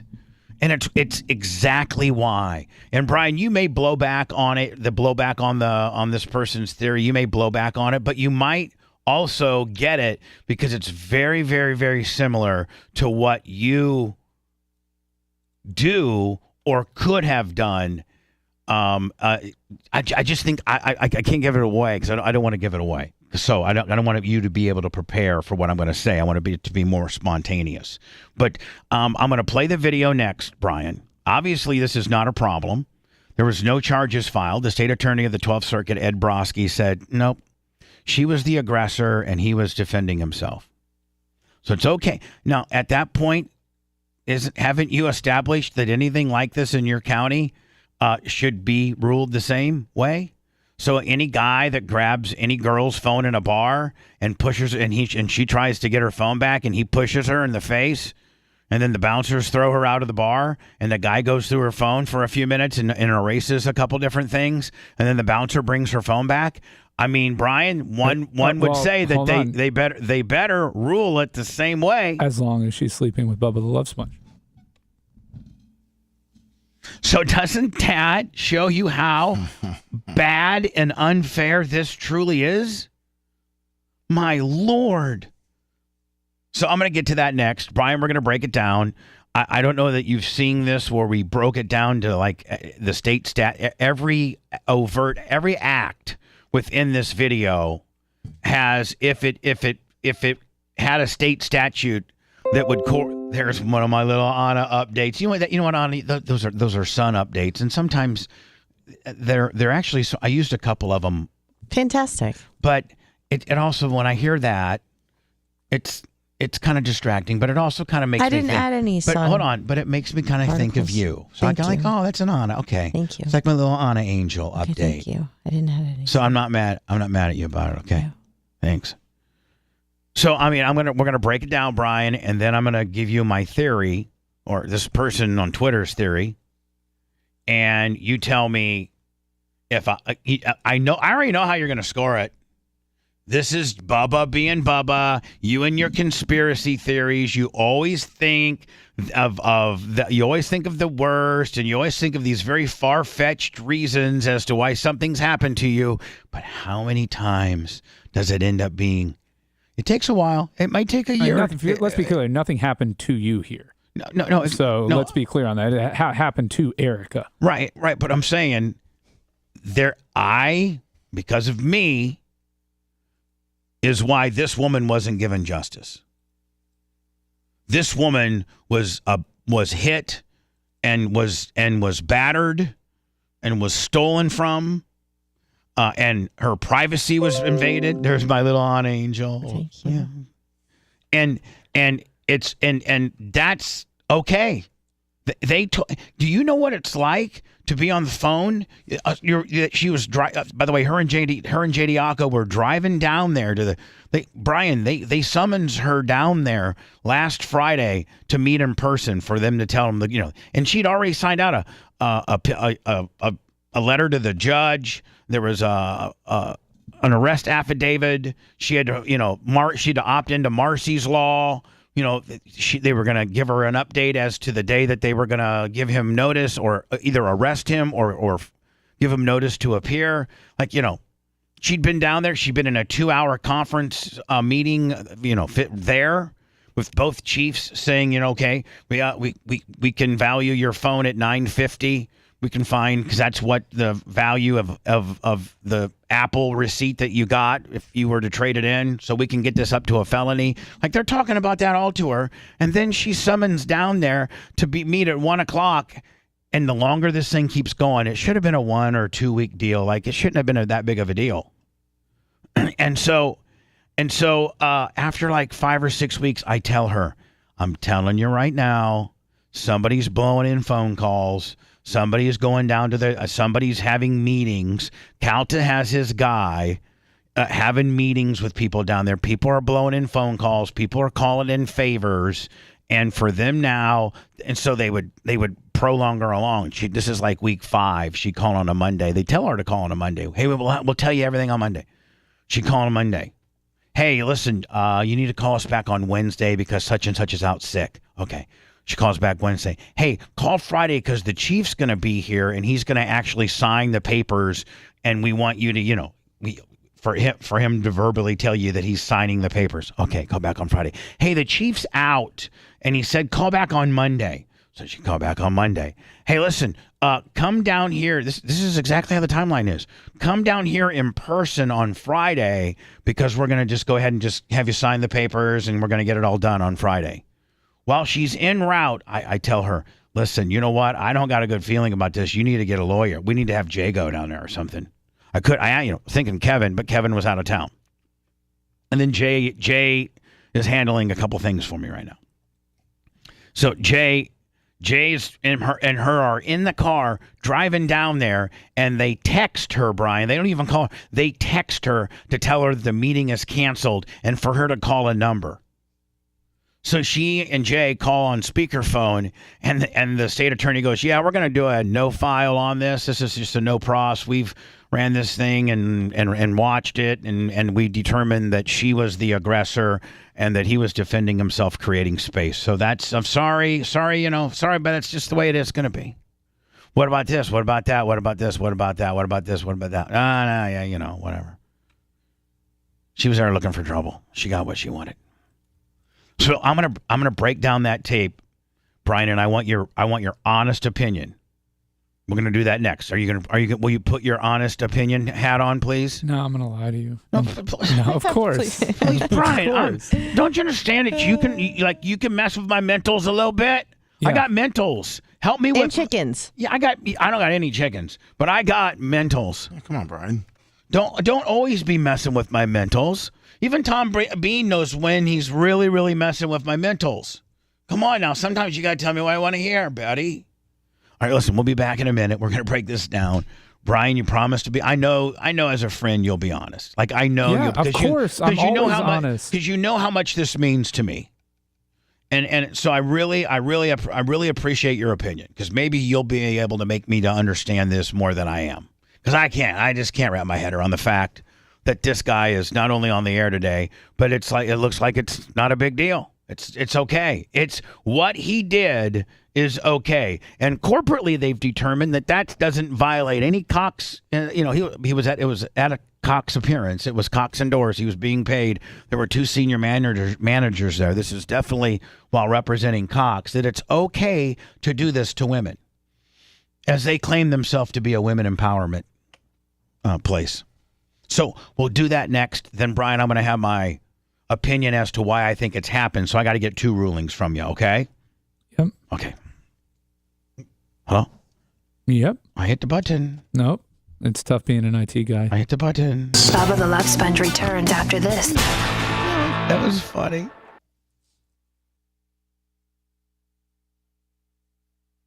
Hey, you wouldn't fucking believe how many buttons I got over here. It is fucking tough. Come on. And no offering from you today, Brian. Nothing. I know. Where's your nothing? Not even not even a little courtesy bag of like. You want to bite of my protein bar? No. You know what I really like? Sometimes when he just brings me one, of those beef jerkies that I like. Not a whole bunch of them. Just one. I was running late. He just brings me one, which would require him just to go to fucking wherever the fuck he shops and buy 7 of them, knowing that he's coming in every Thursday. Yeah, that I got fucking 2 weeks or 2 months worth here. Come on, Brian, you're better than that.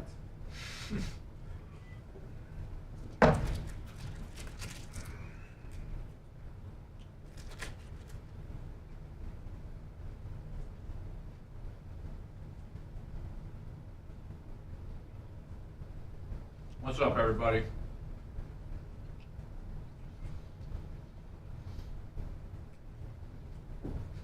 Yeah, it sucks about Russell Gage, but it matters when Baker Mayfield and Kyle Trask are your quarterbacks. Morning, William.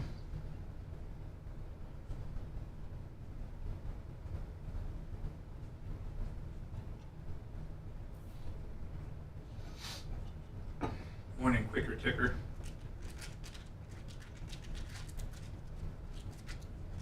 Hey, ALM.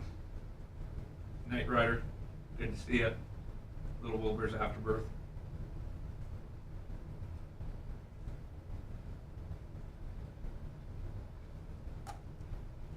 Make sure you hit the like button on YouTube, guys.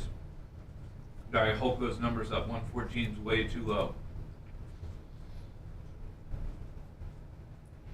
There's 747 of you fuckers watching. There should be at least 600 likes. That's right.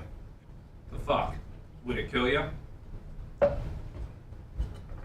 What's up, DMS?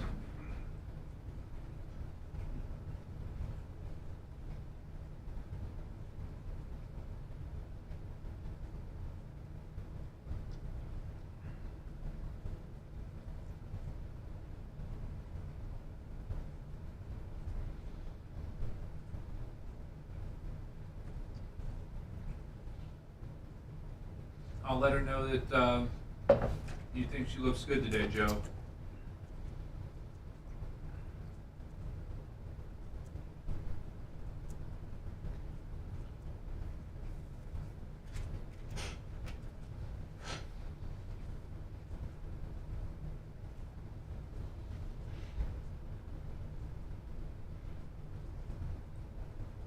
Thanks, Dark Match. I try not to have actual work on Thursdays, but sometimes it gets in the way.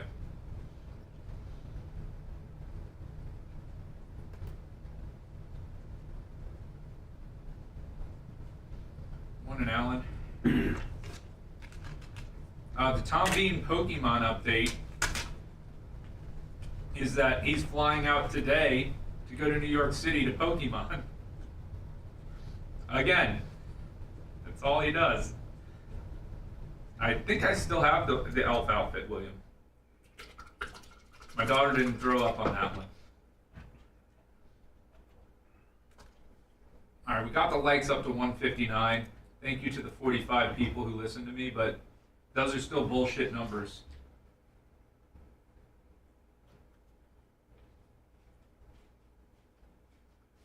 I don't know, Big E. It's tough for me to do the sports show when I'm doing the big show because that's another 2 hours out of my work week, and there's only so many hours in the work week. I still have to actually make money. Joe the Supermarket thinks she looks sexy today. He likes that JBF hair that you got going on. JBF? Just been fucked. Yeah. It's kind of a little bit free-flowing and crazy, yeah. That's JBF here, by the way. Wander's done if they prove that he was with a girl while he was not a minor. I think if he was 17 and she was 14, he's going to be okay. They'll smooth that out, but if he was with a girl while he was an adult, he's done. They broke up before the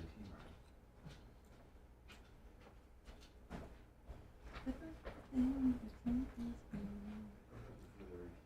I know, with that one, but the other 2 or 3 that have come out and are now accusing him of stuff, that's the question. I think it's all.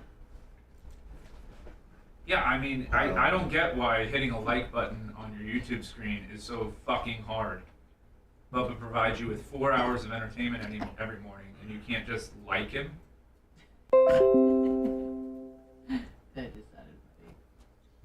Why can't you like him?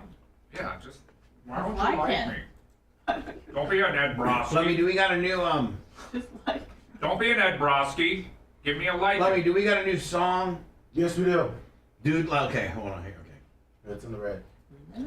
Dude just hit a lady. Da-da, da-da, dude just hit a lady. I don't think that's the title. It's close. I think another good one would be He Needs Wide Open Spaces.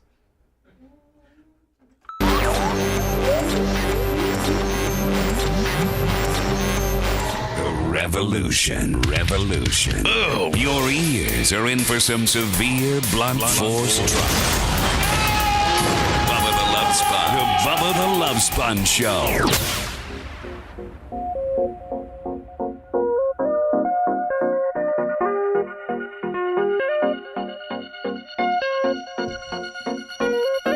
Anna, we probably should do the packages, right? Yes. Did you want to? I'm sorry, I didn't bring it in. I thought we were doing the Kelso deal. I know we were gonna, but I thought maybe we'd lighten up a little bit. Maybe get a package segment in. Should I go get it? Well, yeah. Okay. Let's do that. And then while she's getting that, I was gonna talk to Brian about, and we can close out a topic on this as well. But you were talking about it during Hot Mic, and that was how do you say is it Wander Franco? Wander Franco. We just signed. I mean, he's our biggest star on our team, with arguably some of the best statistics. He's just a really good. He's regarded as one of the best prospects, baseball players in all of baseball. Is he not? He's a 5-tool player, one of the highest WAR players in the league. Came through the system. He was a number 1 overall pick, I think. No, they signed him when he was 16. International draft pool. All right. Yeah. So I'm saying they've really nurtured this guy along, right? Yeah. I think he got a $3 million signing bonus when he was 16. They found him out of some, Dominican Republic. Out of some pony league. Do they just have like leagues of baseball and we just have scouts down there nonstop? What kind of leagues of baseball do they have? They just have they have Major League Baseball camps.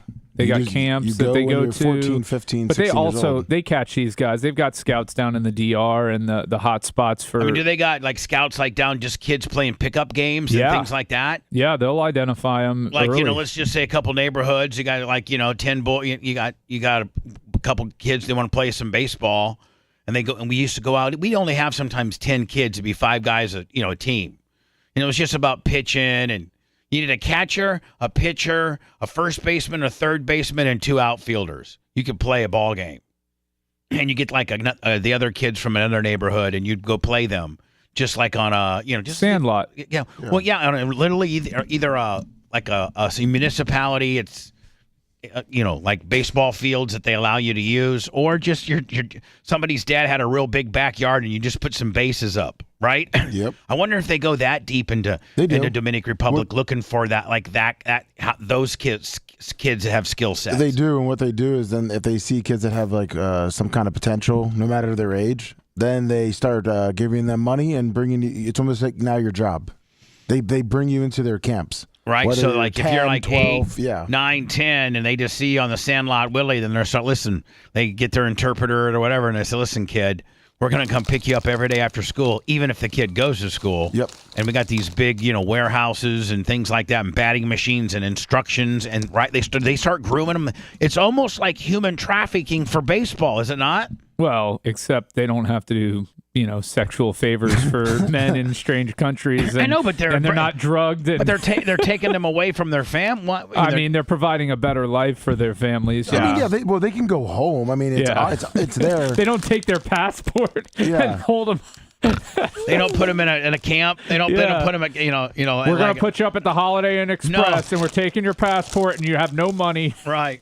All right, Anna. Yes, I hear it. I hear you making a fool out of yourself, reminding me that we're going to do packages. I hear it. Well, I know what you're doing. I know what you were doing. I caught you. Say that I caught you. You caught me. Yep. You're trying to be distracting. No, to let me know that you have brought the packages back and that we're talking sports and that you don't like it. And you're throwing a fit because you want to open up your packages. Well, it's not just that. And you're interrupting the adults right now is what you're doing. All for Anna on there. Yeah. Yeah, it says all for Anna. But we're going to give some of that. We're going to give some of that to Mini Match, by the way. I should almost take a vig of everything that comes to her that she gets, like all the great listeners that would send her something stupid, whatever they would want to send her. What the hell? I should almost have to take a vig of it, right? Because if it wasn't for me, I don't think Brian, you're gonna like it. It wouldn't be for me. Still, just taking anything from you that I would literally just throw out the window on my way to Ocala would hurt you badly. I would just say you have right of first refusal, but you have to have a justifiable reason to take something from. All right, it. Anna. So who sent this? This is a big box. This is from Chuck and Leslie in Cape Coral. They're so sweet. They came to a Tarpons game. I think it was last year. Oh, okay. Yeah, they came to the first one. Yeah, the first one. So they're Bubba one. Army. They're local. Cape Coral. Yes. Do they have a business or something? Or do they just went out and went knick-knack shopping for you? Well, they have a cheers to the beginning for maybe this is their wedding deal. This is they gave me a koozie. Well, maybe one would think that you are just so enamored with prizes that there may be some literature in there explaining what's going on, and that maybe you could read it says all for Anna. But all you care about is you're just so narcissistic and so much just a dirty C that you won't even read the correspondence. You just want to go to the prizes. I'm looking for a note. I don't think I see one. Well, let me start taking stuff out. Okay. And this comes from whom? This is Chuck and Leslie from Cape Coral. Thank you so much. Right.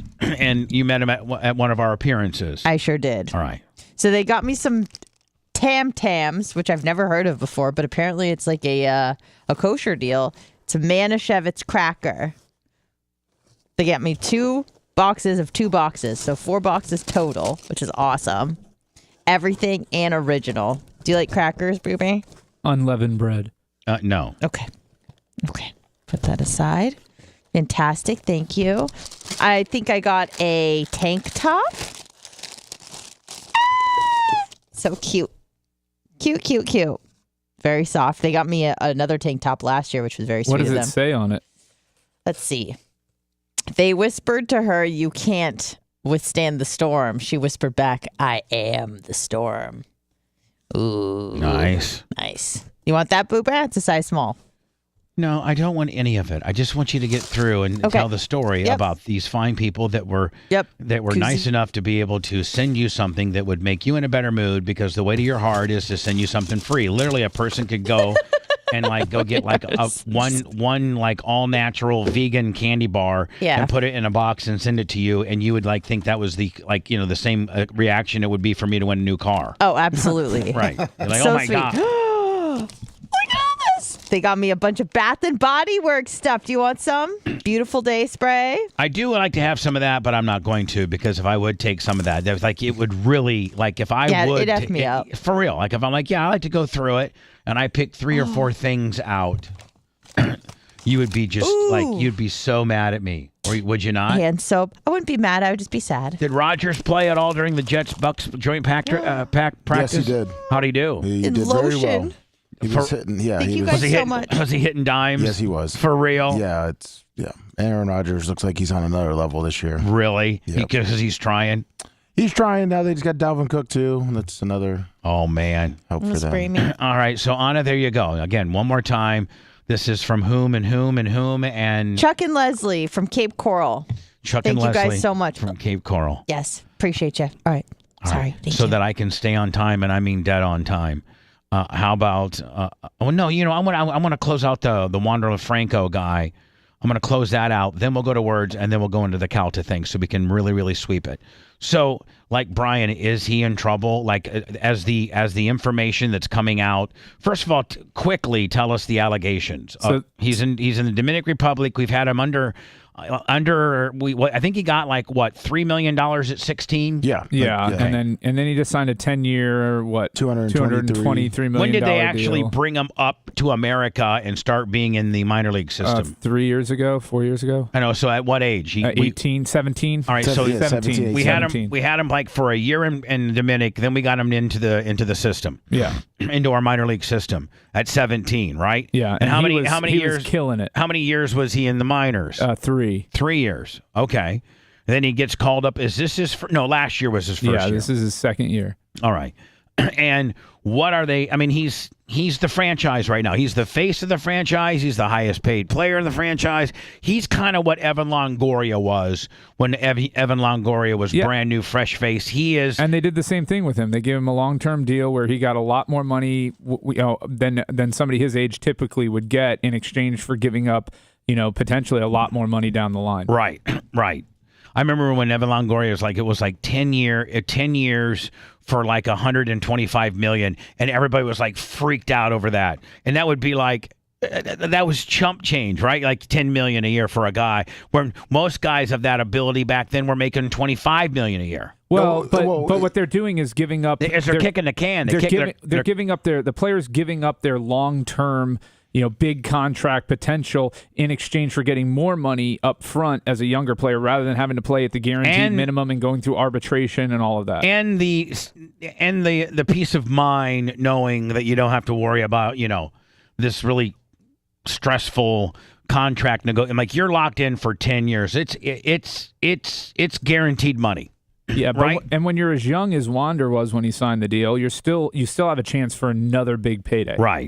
Right. So he's unbelievable. He's unbelievable. He has a little bit of an attitude. He got benched for a couple games. Kevin Cash is a great manager though, and got his attitude fixed. And then this big allegation came down, and what was it, about a week ago? Yeah, it was about 5 days ago now. Okay. It was I think it was Friday when it came out. Saturday. And what were the initial allegations, and where are we now? So the initial allegation, as it first got reported, was that he was currently involved with a 14-year-old in the Dominican Republic. Well, it all came out from a tweet. Yeah, from a couple tweets. As it's kind of worked its way through, we're now finding that he was involved most likely when he was 17 with a girl who was 14 down in the Dominican Republic. He was then apparently blackmailed by the family to say, if you don't give us all this money and a car, we're going to go public that you were with this 14-year-old who was underage at the time.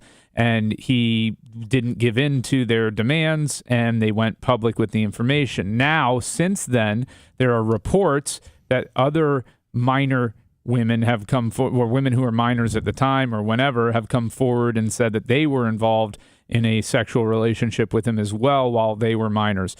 What's not clear is whether or not he was an adult when any of this happened.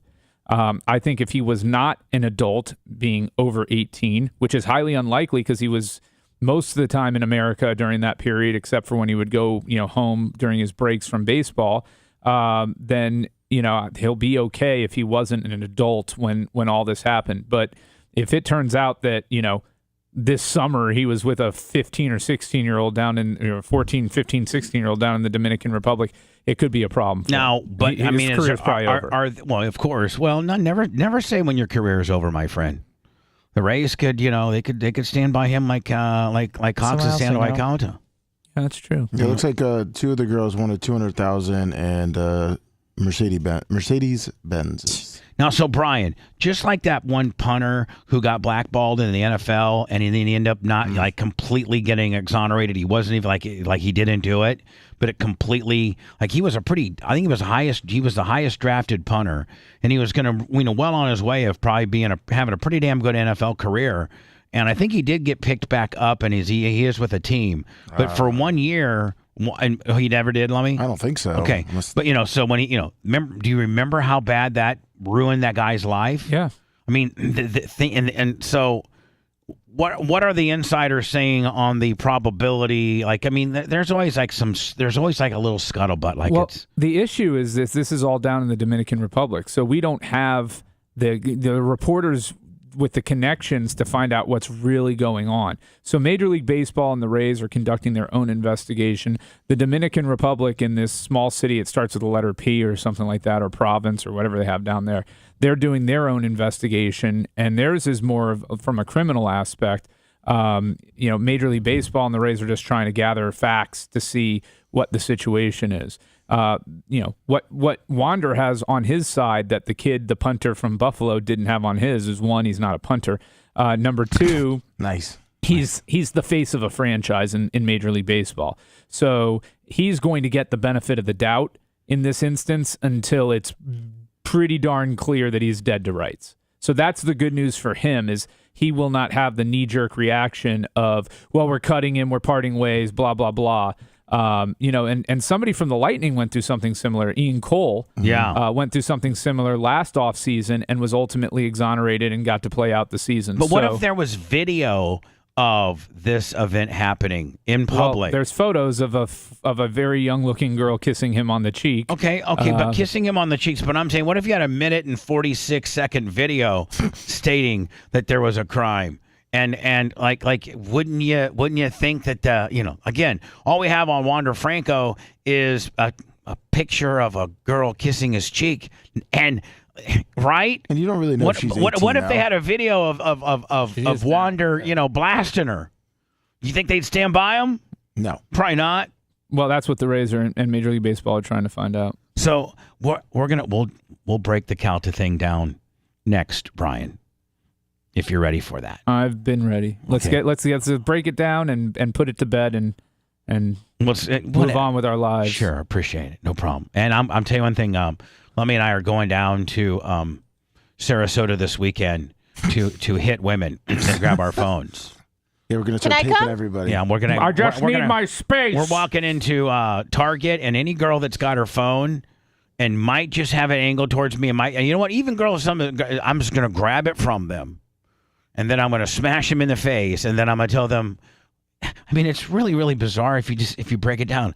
Okay, I'm going to walk into Target. This girl is going to be taping me. Okay, I'm going to tell her, listen, you know how you can't tape me. She says, yes, I can, which she really can. I grab her phone. Let's just play this game. I grab her phone. I push her away quite aggressively on the face. She tries to get her phone back. I call her a dirty C. And then I have the security go and take her outside, and I tell her, I'll give your phone back to you when I'm ready. And I go then I go into her phone and I delete some stuff. Now, nobody on earth would ever not get arrested for that, right? I mean, right? I don't know. We'll do it next. Hold on. I want you to stay on this channel. More bullying and brutality after this. That's real nice. Bubba the Love Sponge.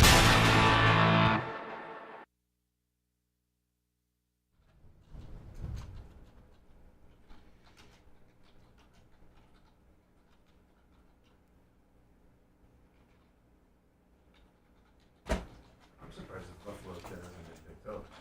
Yeah, I mean, to be a drafted player and having false allegation. If I was an owner of a team, I'm picking him up. I'm giving him at least a shot. I'm going to give him a shot. Well, I mean, he's suing her civilly. I mean, I'm giving the kid at least a chance to earn Well, I it. guess it doesn't make any sense. I was going to say, do you think because he's in a civil case that he doesn't want to get picked up because he may then be... But I mean, that girl ain't gonna have money to pay him. So who the fuck cares? Just, you know, you can't get blood from a stone, my friend. Suppose there's a video there too.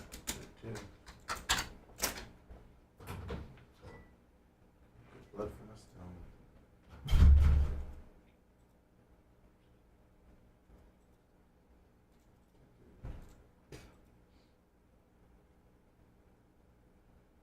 What's up, Steve? You gonna be old man? Alex Moe, see you later, buddy. You're not a real fan.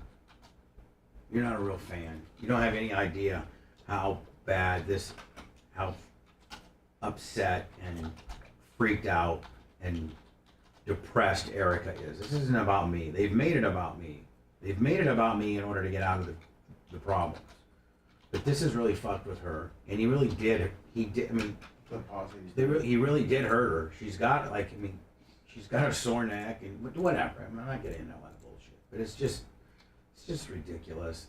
And if it was your wife or your girlfriend or your daughter or your sister or your mom, anybody that's listening to me right now, would you not fucking just be absolutely beside yourself where you would try to get justice too? Seriously. I mean, you guys are like, oh, we're going to talk about it again. We're going to fucking talk about it again. Well, yeah, you know what? We are going to talk about it again. Because if it was your fucking family or your mom or your sister or your girlfriend or you'd fucking talk about it ad nauseum too. So, and Brian can straight fuck off if he says otherwise.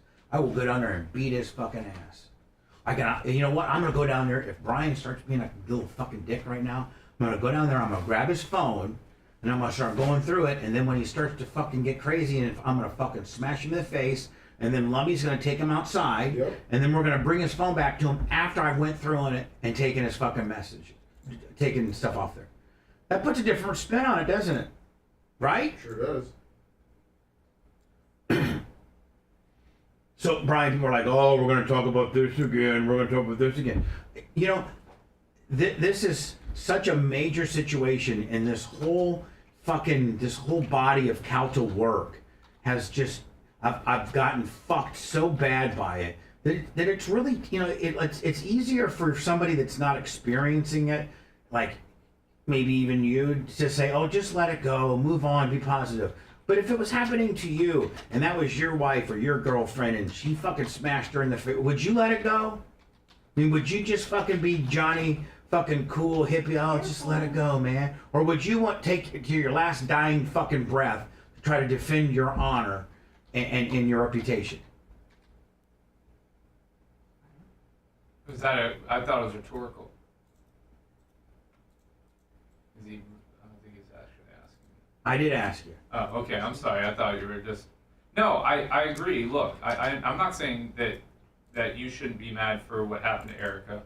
But I mean, this is that Erica has ways of seeking, you know, this to be addressed. Not really. I mean, not really. They fucking strung her on. Not criminally. Okay. Yeah. I mean, yeah. I guess. I mean, civilly, sure. Yeah. But it's just like. But I mean, but you can't. My perspective on this is you can't change what they're going to, like, what's been done. Like, you know. No, I'm not trying to change what's been done. I'm trying to wrap my fucking head around it. I mean, it's pretty clear. I mean, but I'm trying to wrap my head around the fact that, like, this is okay to do. Like, you can do this. Like, this is okay to do. It's not okay. It's fucked up. But I mean, you know, it's the deal. I mean, can't make Cox fire him. We can't make Ed Browski, you know, prosecute him. Nice dark match, Steve.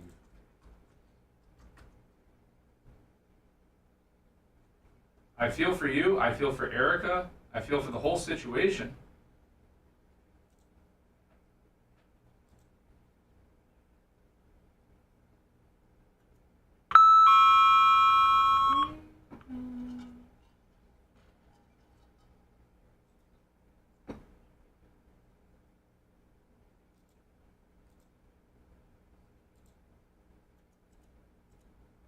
215 likes. There are 810 of you currently watching on YouTube. It's just ridiculous. Now you know how I feel.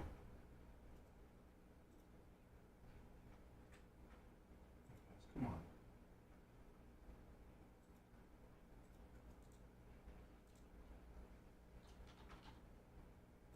Don't forget, no Cash App and PayPal.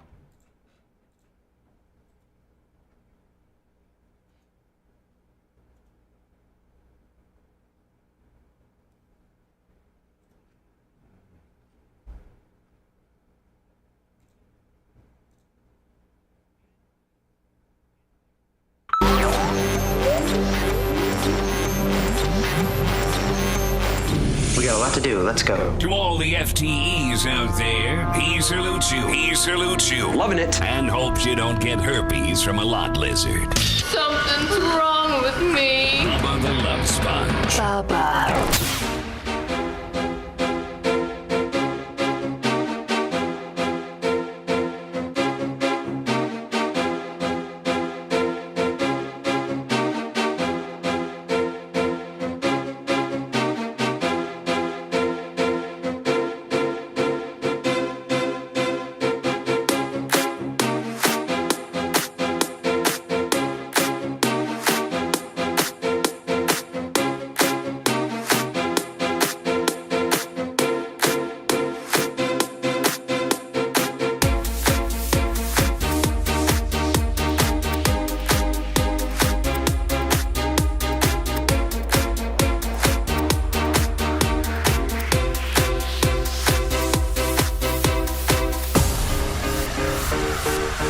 Let's get Super Beats done, my friend, before we get into a very long-winded, probably piss everybody off diatribe. Perfect.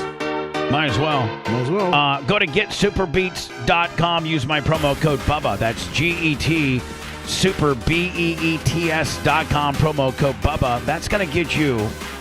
You can double your potential with Super Beat Heart Chews. Free 30-day supply plus 15% off your first order when you use my promo code at getsuperbeats.com. Promo code Bubba. Super Beats is the #1 pharmacist recommended beat brand for cardiovascular health support. It's blood pressure that you can support and trust.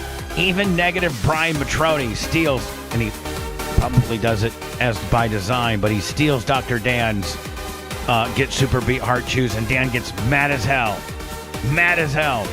Paired with a healthy lifestyle, the antioxidants in Super Beats are clinically shown to be nearly 2 times more effective at promoting normal blood pressure than a healthy lifestyle alone.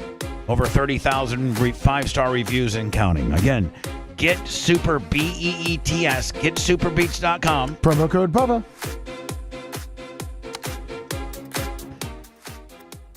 Okay, so let's get into this here a little bit. Completely getting exonerated. He wasn't even like he didn't do it, but it completely. I wasn't sure if you were playing the video or not. You messed it up. I was like, I was double tracking, and you messed up, cousin. But it wasn't just what you said. Shut up. Sorry.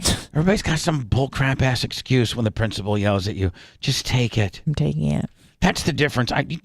In today's elementary schools, do you think the kids talk back to the teacher? Oh yeah. Like back in the day, man, if you're like in school and a teacher would be like, Clem, can you shut your mouth up a little bit and quit being disruptive? And, you'd be like, yes. But then under your breath, you'd be like, well, now under the breath, you can say, now they're just like, F you, bitch. Yeah, I'm out of here. I quit.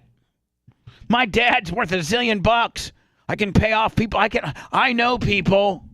They can blow in phone calls and things like that. So, Brian, as you know, this particular situation is happening in my life. You knew about it, and here is the video.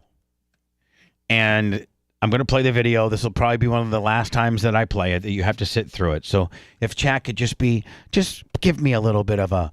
Chickens, mental, and what's the 3 things that Marshawn needs to take care of? You take care of your chickens, got to take care of mentals, and you got to take care of your this is people or something. No, this is kind of like your therapy to get through this, right? So Yeah. I understand that. It really is. I have nobody else to talk to about this. I really don't. I can't talk to Tom Bean about this or Brian. You guys would just be mean to me about it. It's not being mean. It's. I care about you, Bubba, and I don't want to see you take care of you. And you. And I'm so happy that you read their report, so you truly know that when I paraphrase by saying that she attacked him, he defended himself, and to create distance, you know that I've paraphrased, but that language is in their report. It's essentially what their report was based their whole on. Their report's 3 pages, but essentially what they're saying, and I'm glad that you've read it now. It's just not you don't take my word that the report. You've read the report, and essentially what they're saying is this. Is that it's Erica was the aggressor. She attacked him. She actually, they say, used the word grab, and she never did. Grabbed his shirt, and in a, which would not be considered unlawful way, he defended himself to create space. Am I right? It's what it says. Yeah. Okay. So here it is. And so what is so outlandish and so mind-blowing for me, Brian, is that if there was a little bit of that on this tape, by the way, this tape, the authenticity of this tape is like, oh, Bubba had somebody there. No, this was Calta's people that provided this tape. And you know what? Their defense, when I heard what their defense was, Brian, I laughed. The records, the deputies, you got to understand, the under chiefs of the state attorney's office, they were gung-ho. They were all like, this was an 11th hour, somebody blew a phone call deal in, Brian. It really was. I mean, like, all the deputies and all their reports were all recommending strong-armed felony battery, invasion of privacy. There was all these, you don't have somebody, I don't think, Brian, I don't think you have a girl write a letter to the judge as a victim impact statement and sign up for Marcy's Law if you're not intending to file charges. So they were filing charges clear up until like what, and they kept stringing her along and stringing her along and stringing her on. And I know Calta was playing his, Goomba, better call Dom. I knew that's, and in fact, when Erica was down there speaking to them in person, a couple of the girls were telling Erica, the girls were pulling for her in the office, and she'd been down there a few times and requesting records and things like that, and they were all pulling for her, and they're like, hey, just to let you know, his attorney has been down here 3 times this week. Like his attorney and the amount of phone calls we're getting for people that are calling on his behalf is unbelievable. So Brian, there is a girl at that kind of gives her that news. Listen, there is a lot of activity on this, and Mike Calta has a ton of important people that are calling people. So at that point, I'm like, I'm telling you right now, we're screwed. We're absolutely screwed. And so Brian, because they come up with such an outlandish, reason why they don't charge, and if their reasoning if there was a little bit of that in this video, I would even be, I couldn't be nearly as just unhinged as I am about this. If this video wasn't, if you don't give this to 9 to 100 state attorneys and any other place, if you give this to 100 state attorneys where Bubba the Love Sponge is not known or heard, and you just know that this is a 45-year-old woman with big jugs that's asking a public figure in a public space a couple questions, and he invited her to ask, if you give this, Brian, to 150 Democrat prosecutors and 50 Republican prosecutors, and you keep my name out of it, and my name and me and who I am and what I've done and what I represent and how I'm perceived in this area, you take that out, 100 out of 100 bring charges to him. Would you not agree? It's as easy of a case as it comes. You get an instant plea. There's not even going to be a trial on it. It's no bubbles, no troubles. And let me tell you, Brian, how in depth that we know about this, because the state attorney is telling Erica this. Okay, listen. First first of all, Brian, we got so in depth that she was going to cut a deal and no charge. Like, she didn't want to press charges on Jovan because this poor guy, when he was a kid he has a felony. He did some stupid stuff as a kid, got charged as an adult at 18, did some time in prison, works for Cox, but he was just doing as he was instructed. He really didn't do anything wrong. He just removed her based on being instructed. But they were going to charge him with a felony, which was going to certainly put him in prison. And then this is what they were telling Erica was going to happen. And then they were like, with Mike Calta, what we're going to do is we'll probably plead him with a felony. That'll immediately get pled down. He's a first-time offender. He's never been arrested for doing anything. So he's a first-time offender. I don't think he qualifies for PTI, but we'll knock it down to a misdemeanor. It'll be a notice to appear. He'll never see a day in court, and he'll be given community service of like 10 hours. And so that was our reasonable expectation. You know what I'm saying? Like, Brian, I wasn't thinking, okay, they're going to go and lock him up, and there's going to be a mug shot, and he's going to spend 45 days in jail. No. I knew... The state attorney was they were that transparent and cool to us that, Brian, I even knew like this was going to be kind of a big nothing burger, but they were at least going to charge him and say, this guy did do, like, you can't do this. Whether you're charging the guy because of who he is, but it's more of a look for your community. It's what you're telling your community is you can do or not. Right? Brian, if anybody in the next, I don't know how many years in Sarasota County get arrested for taking a girl's cell phone, smashing her in the face, giving her phone back to her after 5 minutes after you have scrolled through it and deleted it, if anybody gets arrested for that, it makes this even worse. So the bottom line is, Brian, we even knew that it was going to plead down. It wasn't going to be that big of a deal. And then they got a phone call and boom. And Brian, it was even more insulting when you read the police report as to why they justified the no charge. Like it literally was like it's actually from the state attorney's office. It's not the police report, but it's from the state attorney's office as to why they didn't charge him. Almost looks like it was written by Dominic Ferriello. The way it's written is so slanted and so clearly agenda driven and not factual and based off of what appears on the video. That's what I'm most disappointed in out of everything, is that the justification for it is they have to spin it and slant it in such a way that it's farcical. And so this is it from start to finish, and then the reasoning, what state law would prohibit or not prohibit this action. We start off, Brian, with her clearly recording him. I think that's a safe distance. I don't think you're in. Let's just try to break this down. Again, I know you guys have heard this ad nauseum, but this is my last hurrah. And you know what? More importantly, I got a text from the merch crick, and she has to go to the doctor. She's going to the doctor right now. She told me, and I never ever do, like, I never read messages from her or give a message from her. Or I very rarely, I try to keep her private. Like, I try to keep my private life even private. though she does merch and she's kind of part of the show. I don't call her. I don't put her on the air. Mm-hmm. So she did ask me though to say this. She's I can't listen to the rest of the show, but can you please say something for me? Which is very rare because she knows how I'm wired. I would never, I would say normally, Hannah, you could imitate me if normally she would ask me. Erica, what the hell are you thinking? I'm on the air. You know that unless it's emergency, like if Tyler got his face cut off, do not get a hold of me. I mean, go back and pack in orders. There's belt buckles to be filled. Leave me alone. You can talk to me right off there. You know, Potter.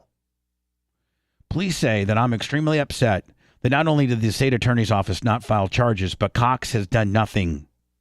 Please let people know that I was a victim, and victim shaming me because of my involvement with you is completely wrong. There is no justification for his actions.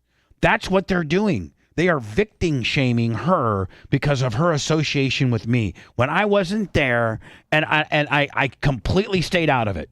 Brian, for the 7 or 8 weeks that they investigated this, I didn't say a word. I put my phones on hold. Yes. So that I wouldn't have people ask me about this, because I wanted justice to be completely served without any of my involvement. So let's start out here, Brian. By your legal opinion, is that a safe distance to be publicly recording somebody? Absolutely, and it's further supported by that because the entire time that was interacting with him prior to this, she was at that distance. So he had no issue with the distance at which she was recording throughout the entire questioning until this moment. And let me ask you, let me tell you this, Brian. Until she had him stuck where he couldn't answer. Or he stuck himself. Yeah. I'm sorry. I thought I was talking about him physically against the wall. Poor guy he almost jammed himself against the wall. I checked that wall. And what people don't see, but I might, because she has a copy of it, and I may just start playing it now that he's going to keep his job, and this is not a problem. And Ed Brodsky, the 12th, the Department of the Florida State Attorney of the 12th Circuit has said this is okay. I have video, Brian, of when she first walked in the store and said, Mike Calta. And he says to the security guard, tackle her. But he's kidding. And he goes, no, let her come up. And she comes up and he says, come here, pumpkin. And she said she almost puked. He actually gives her a hug and calls her pumpkin and says, what can I do for you?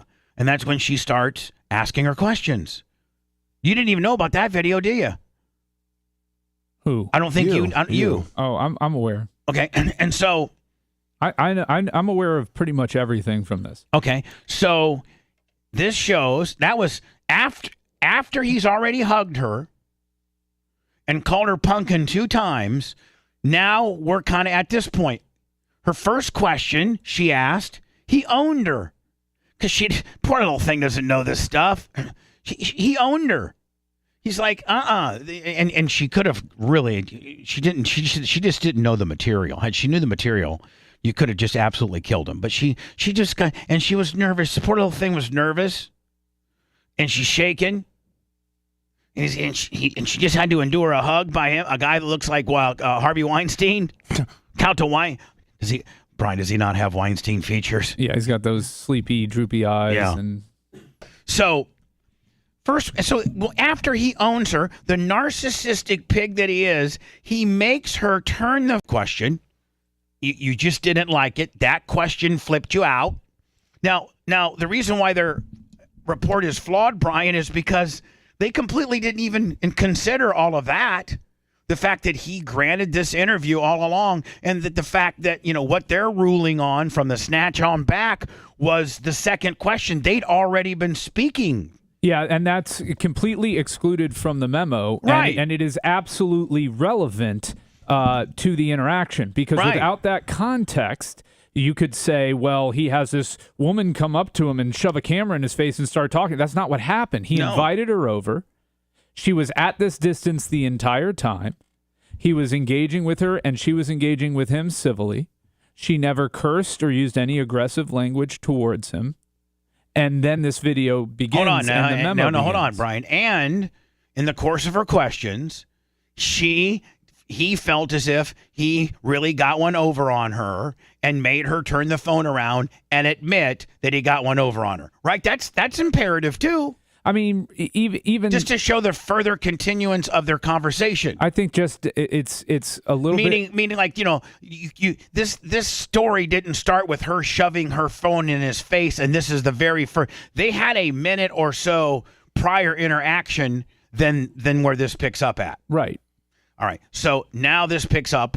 And if you want to be honest, if you want to state law, Florida State Law 934-02, public discourse, recording somebody speaking openly in a public space is legal as nobody involved would have the reasonable expectation of privacy. That's what this is. Is that not what this is? She's fully within her right to record within that business until she's asked to leave by the business owner or somebody authorized by the business owner to stop. And then at that point, it could be considered trespassing, but you would have to go down the proper route. Yeah. Right. So what she's doing right here, like a lot of trolls and on the various threads that you read, but like, you can't record somebody without their permission. Oh, the Twitter lawyers are, I laugh The Twitter at them. lawyers are going crazy on this. They're like, first of all, they're so stupid. This is what you see. First of all, she was recording him without his permission, okay? That's a felony. You just can't put a phone in somebody's face without their permission. Well, you kind of can as long as it's within safe space and you're in a public arena. You can. It's really, is there any reasonable expectation to privacy? That's the standard there. You would say, you would agree on that. There's zero expectation of privacy. Right now, in fact, somebody else is recording him while all this is going on. Right. That's another thing. Well, Bubba, it's all Bubba. He had a setup. He had a third camera right there. Just a perfect angle. Did you know that this footage was provided by Cox? Because their argument was she attacked him. And you know what? Oddly enough, it worked. When they submitted this video for the first time, Brian, and the records company, the records division has to tell the victim if there's been new evidence that's been brought in, So they said, you can come get it. She brought, I watched it and I'm like, this is perfect. This is exactly what happened. Like, lest the Shark Coast tactical surveillance the Shark Coast tactical surveillance that they use won't be nearly as clear as this. It's going to be grainy ass, like, above the shoulder kind of footage, right? Maybe not even with words. This is perfect. Like, I watched this 1,000 times and never in a million years did I think that a state attorney would come up with, she's the aggressor, he's defending himself, and he was creating space. I'm like, okay, but he took her phone and he deleted messages and he told her to wait outside and he hit her in the face. All right, so here we go. Brian, we're scoring this and you agree with this. This is I agree. Yeah, it's totally. Okay. How pathetic is your life that you're here fighting this fight? Honestly, how pathetic? My life is not pathetic. Look, turn around, look at these people. Turn around, turn your camera around. Boom. Florida state law, strong arm robbery by sudden snatching. Is that, Brian, score this. Is that not what this is? Stand by, hold on. Boom. It's at a minimum, it's theft. Robbery by snatching, absolutely. And it becomes that when she says that she wants the phone back and refuses to give it to her. So you would 100% agree with this. Yep. Robbery by strong arm snatching. And again, I extensively looked into these Florida state statute, Brian, not just to be able to flash them up and screen. I wanted to make sure that indeed that's what this is truly like. 100%. There's no wiggle room that you interpret this any other way under Florida state statute 812 131 1B, strong arm robbery by sudden snatching. And what makes it strong arm is the value of the phone. Mike Calta takes woman from her. Right? That happened. Okay, now she says you don't have my permission to take that from me. Under Florida State Statute 934-03, the interception of a wire, oral, or electronic communication device is prohibited. Not device. I don't think that applies here. I think that I think that deals with wiretapping. I do not think that statute applies in this scenario. Okay. Which really, it doesn't really matter. They were never charging him with him anyway. But I don't think it applies. You don't have permission to film me anymore. All right? Stop this. Denying a victim access to her phone, tampering with a victim's hinder or delay communications with law enforcement. There's a rule, Brian. This is like basically saying keeping your phone away from a person that's trying to dial 911. There's a law that states if you deny a victim access to their phone because you've taken it, because they cannot call 911, because you know that her next phone call is going to be 911. Well, you make the assumption there. That's probably a little harder to prove. Okay. But because you're assuming that that's what she's going to do next, she did not say, I will call the police. Let me call the police. Okay, I'm scoring. So we only have a strong-armed robbery. Yeah. Okay. I'm just saying. Only. As if that's not something significant. No, but we're going to score. We're going to score this out, Brian Wise. And I like this. I really do like this. And you know what? I probably agree with you. That could have been a little bit of a stretch. Could you charge it? Yes. Would you get a conviction on it? Probably not. Back away from me, or I'm going to kick the shiz out of you. Now, under Florida State Section 836-05, verbal threat to do bodily harm. Not just that. That also solidifies the robbery. In my eyes, it solidifies the robbery at that point. Right. So any question over whether or not the taking of her phone was a robbery is now when he threatens her as she is trying to retrieve it with bodily harm. Slam dunk robbery, no doubt about it. Right. I mean, like, there's no way. There's no way around it. I mean, like, there's no way around it. Because listen, this is the definition of robbery: the taking of money or other property which may be the subject of larceny from the person or custody of another, with intent to either permanently or temporarily. See, this is where the memo is a joke. Okay, because they talk about his intent. It doesn't matter if he intended to keep the phone forever. Permanently or temporarily deprive the person or the owner of the money or other property when in the course of the taking there is the use of force, violence, assault, or putting in fear. So even if you say when he snatches it from her that wasn't really the use of force, now, while he's in possession of it, during the course of all this happening, he puts her in fear. He's now placing her in fear. So you can't have it is a slam dunk. It's a Daryl Dawkins slam dunk, isn't it? Absolutely. Bringing the backboard down. Is that what it's? Daryl Dawkins, ain't it? It really is, and you cannot score it. Even if you hate me, Brian, you cannot score it any other way, right? That's it. Back away from me. Back away from me. If you don't back away from me, you just got to go further. And just language. Well, and that's the thing. If you look at Cox, you and your advertisers are okay with this. Why? Because it's my girlfriend. That's the only reason why you're okay with this. Because this is my girlfriend. So when you look at the memo that the state attorney issued there, this is their description of what we've seen to this point already. She had approached Calta as he was seated at a table near the entrance of the business where he was engaging in a promotional appearance. The table was set up in the front corner of the business and was holding radio equipment being used for the appearance. Okay? She accosted. That means to aggressively approach someone. She didn't accost him. But that's the language they chose to use here, right? To couch it in terms of she is the aggressor. That's a joke, in my opinion. That is not what happened here, okay? And hold on. Not only is that your opinion, but that's clear as day on the video. I think it is. Right. She accosted Calta about a prior civil suit against him and used her cell phone to record the interaction. Calta asked her, blah, blah, blah. Calta told her to turn the camera around. And people present him. Hernandez told Calta she had not given him permission to take her phone.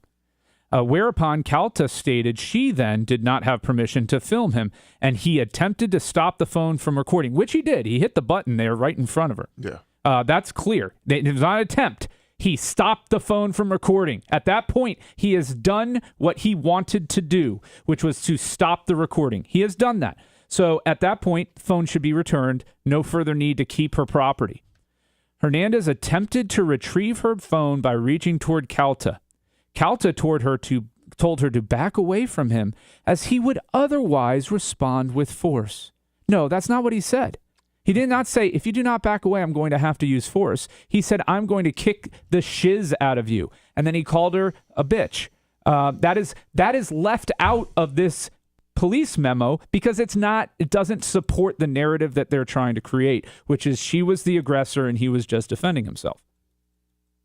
Let's move right along now.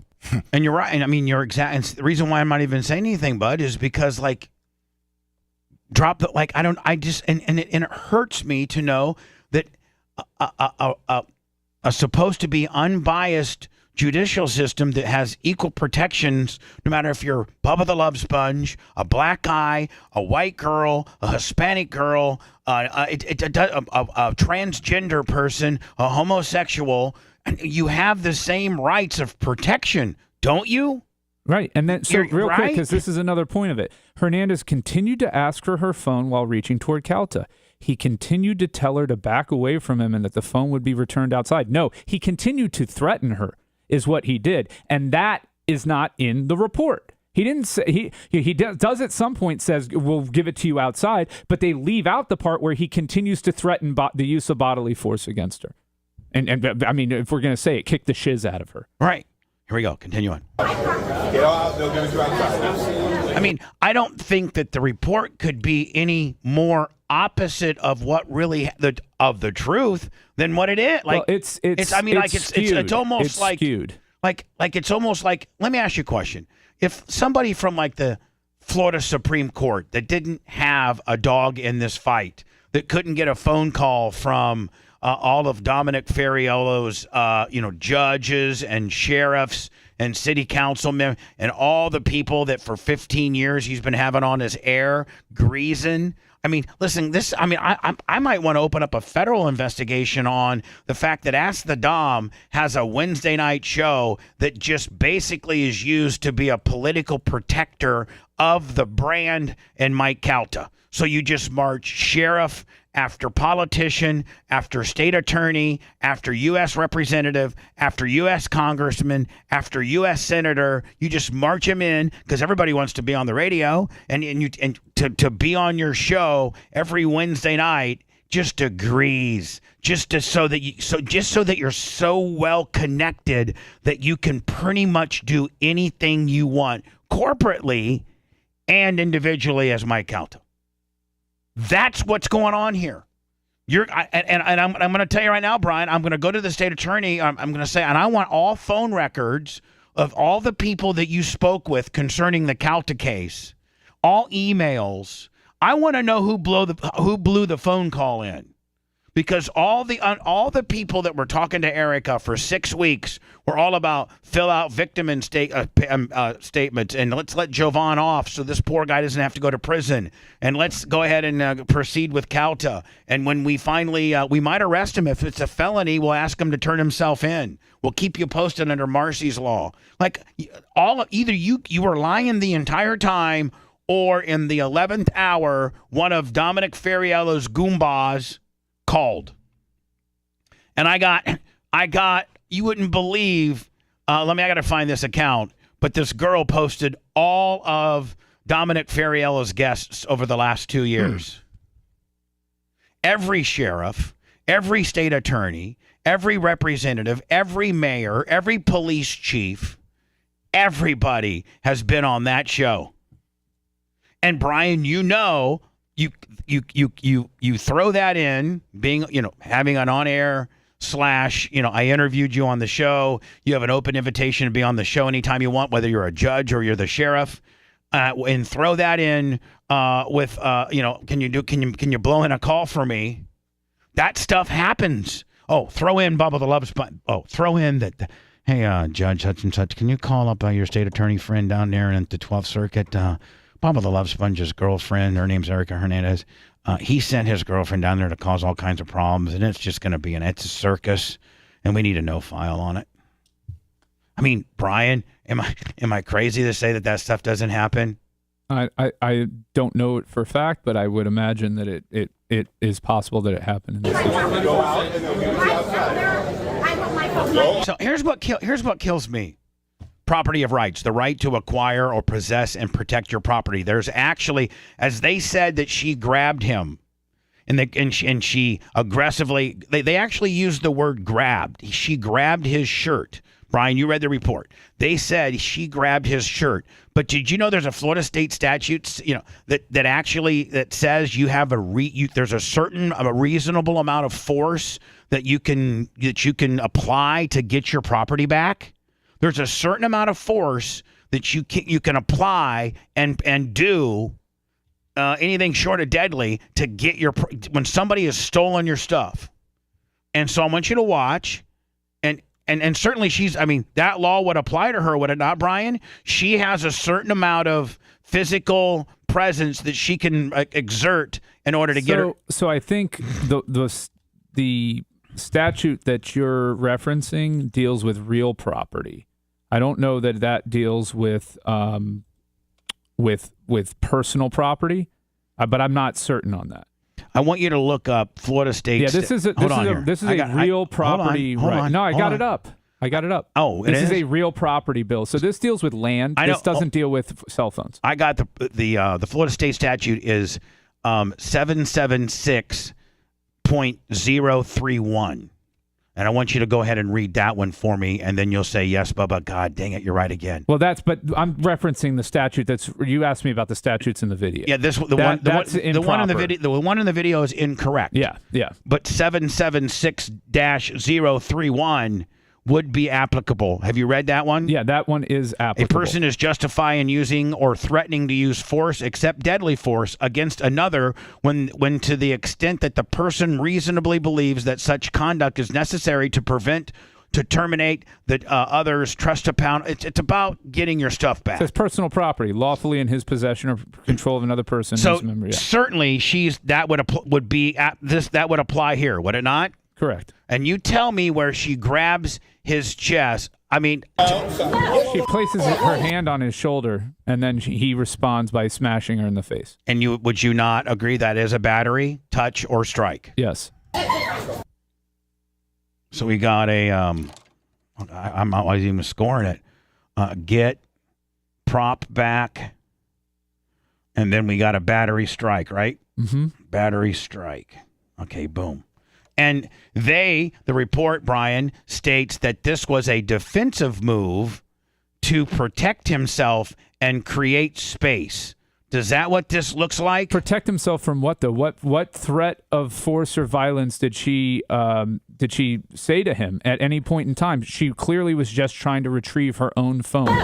So if you stole a lady's purse on the sidewalk and she tried to grab it back, if you want to get space, you can just punch her in the face. Yeah. And in Sarasota, you can. So Lummy looks like we're going to do some purse snatching this weekend, okay? Clear space. Now, see, I just don't this isn't illegal. This isn't illegal to tell a woman that you just took her phone, that she's trying to get back, that you just smashed in the face, even in a defensive type way. I get the off me, you C word. Wow. I mean, but they leave that out of the report. That shows his frame of mind. That shows who is the aggressor. And that's the part that should be in a memo on this. That the language that the people used, what they said, this isn't speculation. This isn't hearsay. This is first-party account. I mean, this is videotape. This is real proof. This is evidence. As real as it gets. There's nothing that's been edited. This was provided to you by the defendant. Right. This video was provided to by Cox.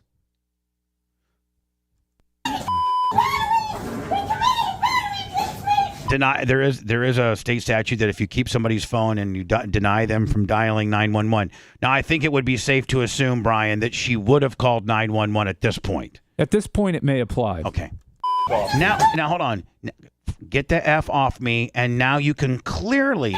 But the reason why. But hold on, you can clearly see him going through her phone now. Well, that part is left off. Would you believe it? It was left off of the state attorney's report that he's now, because what he's doing now is just attempting to destroy her intellectual property. And he did. Hold on, he did. And did you know how they recovered it? The officer was able to show her how to recover it from the cloud. No, he actually did it for her. Yeah.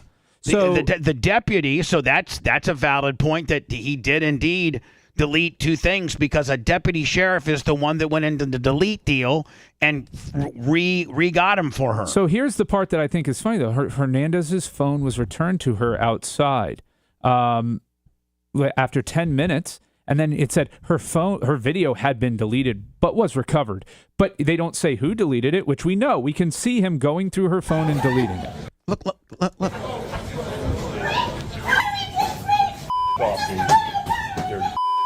And he says it again. I mean, oh my God. You've just taken a person's phone and okay. And now you're going to call her that? Like, you did it. You're the one that did it all. What am I guilty of? And what is she guilty of? What are we realistically, by the state of Florida law, what am I guilty of? Well, you're not involved in this Okay, at all. but would you? But no. I mean, it's relevant to the fact that did they not put in a report that there was a third party involved? What's that? In the report, they put that she's been known to be involved with a third party or something. Yeah, I'm in the report. It just says she relayed that she believed Caltech engaged in some past activity involving a third party that she believed was wrong. Okay, so you don't think that they looked into the third party? Well, I think that weighed into. I absolutely believe. I absolutely have the reason to believe that. It's not in the report, though. They don't mention you by name in the report. Right? No, they can't. They're not going to be that dumb. Right. And so, I mean, like again, Brian, the report states that the phone was returned, and yes, one was deleted, but it was recovered. That's a crime. That's a crime that you're glossing over. You're glossing over. You say in your report that her phone was returned, and that there was something deleted, but it was recovered. That is a crime, right? I mean, it's a crime. Yeah, the crime is the attempt to deprive somebody of their property. You don't have to be successful at it just because you're a bad criminal. Doesn't mean you're not a criminal. How about invasion of privacy and going? I think there's more here. I think there's a little bit more here. Hold on, stand by.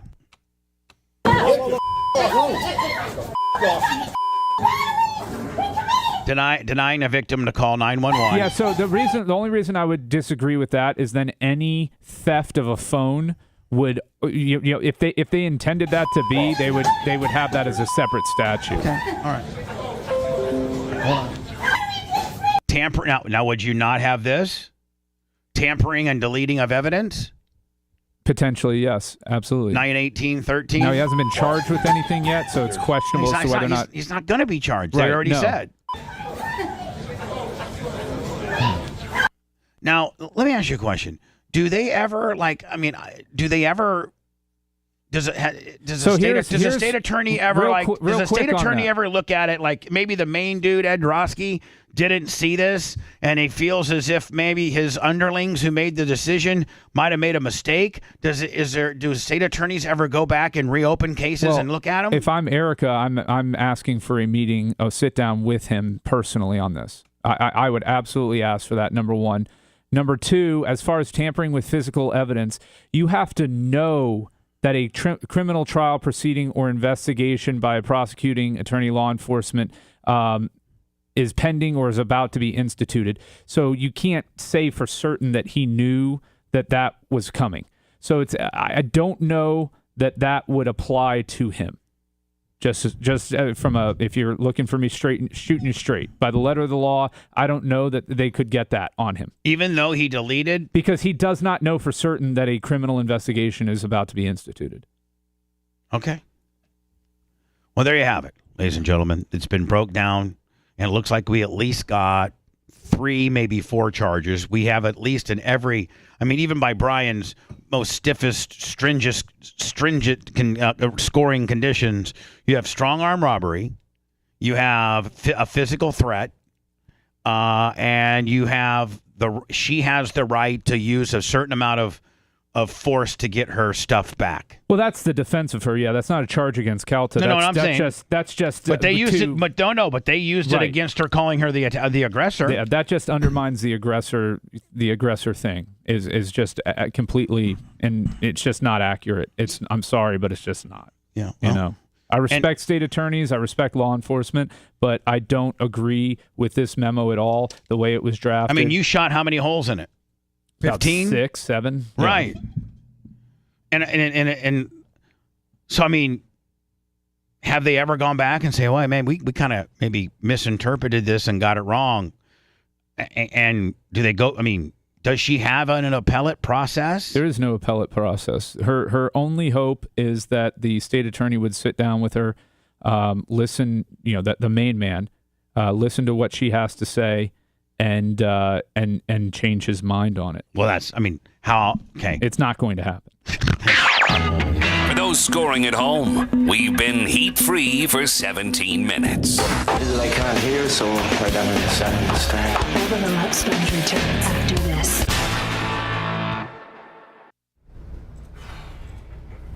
Yeah, you should have Kevin on to break it down. Here, I got to say something, though.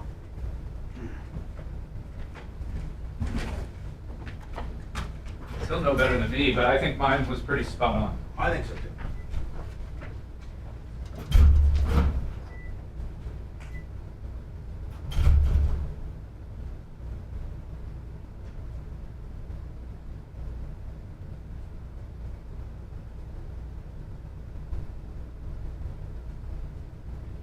Yo, what's up, chat?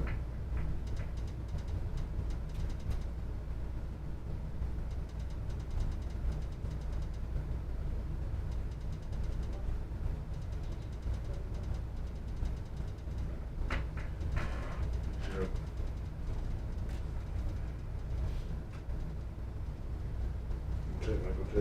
just like Kamar and what do you get a whopping 2-game suspension?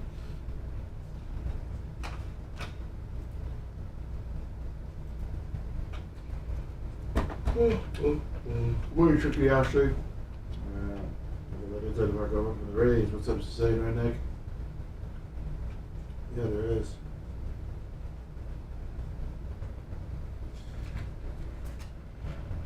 Is he? Wasn't Mark Gober Republican? Who fucking knows? They probably give it to all of them. Cover their fucking ass. These fucking days. These days. I'm fucking sounding like Anna. Ugh. What's up, Trippy?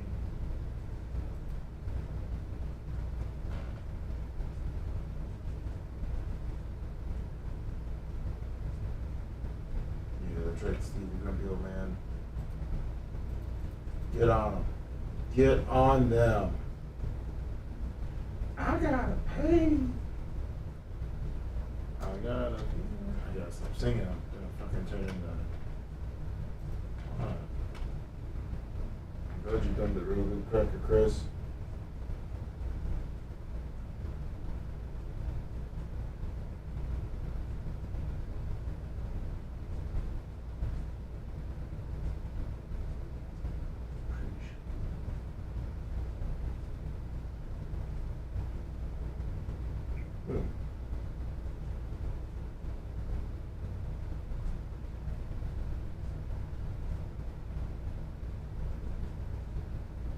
Joe's digitally on our YouTube.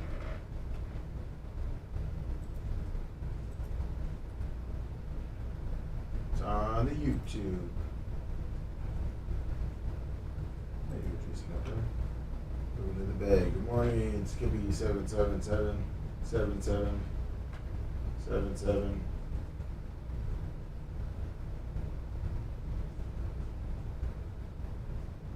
Gene. Good morning. Are you so good, be? It's a gun to your head. Can you name any NBA player without, I think, N in their last name? I was trying to think about that one. It would be interesting. Let's see.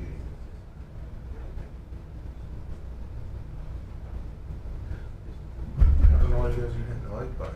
Come on, guys. Even if you're on your phone, it's not that hard. Scroll down a little bit, hit the like button. A little thumbs up. It's easy. It's right on your phone. Good morning, John Kostek, Felix Cat. Good morning. Okay, why don't you put promo on text? You can do it. If you just flash those pictures up, it's like, I get it. So look, I text that to you. Yeah.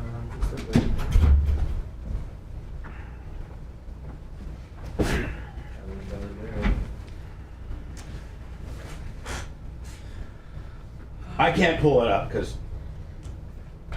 Thank you, Andrew. I agree with you. That's weird. Babyface wasn't in here. I came up with this phone. What? The chat. I know your fake name on your phone. And you knew that. I didn't even have my phone. I knew how he didn't. No, I left it looked here. I looked over. No, my phone was here the entire time. Interesting. He went right to that comment.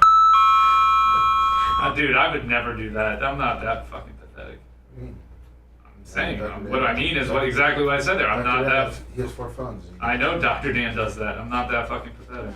Oh. No, I'm teasing. Sort of. Like I am.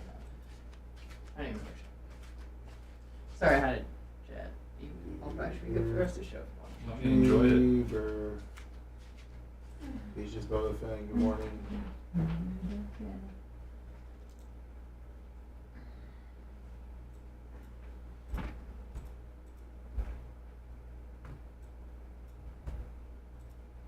Did you find that account, Brian? Yeah. I mean, can we somehow send it to me? Or can you have Lummy send it to me? Because I'd like to put that up. I like to put it on the screen. The one that has all the photos? Yeah. Yeah. I don't know how you couldn't find it.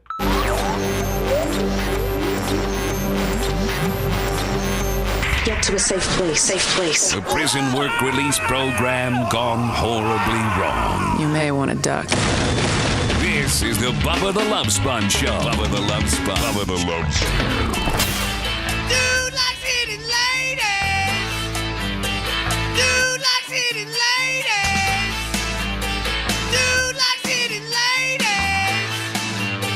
Dude likes hitting ladies. It's Cox and Apollo Global. On your Cox website, you have, we're pro-woman, and they actually have this, women power and women empowerment. A woman got hit by a 400-pound man. She drove down to the local gun store. Mike Calta welcomed her at the door. She was just looking for a soundbite. He gave her a hug and she could feel his cellulite. You very much resemble Harvey Weinstein. Top 5 of worst people to look like. I mean, my lord. He's got a face like Harvey Weinstein. 1025 is how much he weighs. His show sucks and so there wasn't a line. She walked up and got punched like he was guarding a buffet. Dude likes hitting ladies. Dude likes hitting ladies. Dude likes hitting ladies. Dude likes hitting ladies. Women and children take cover. Calta would punch your mother.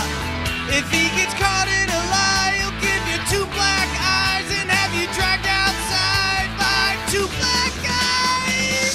And commend Cox for keeping this guy off the air. I can only imagine the advertisers. Oh, you can go to by the way, you can go to 1025 The Bone. You can find their clients. They list them right there for you. In case you'd like to maybe reach out to a client and say, have you seen the video of Mike Calta smashing the face of a girl?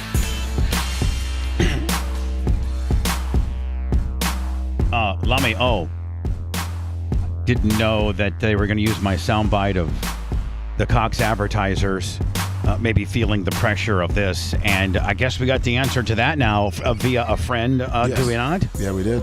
I think that was a new one from Dark Match Steve. Thank you. I'll play that probably quite a bit.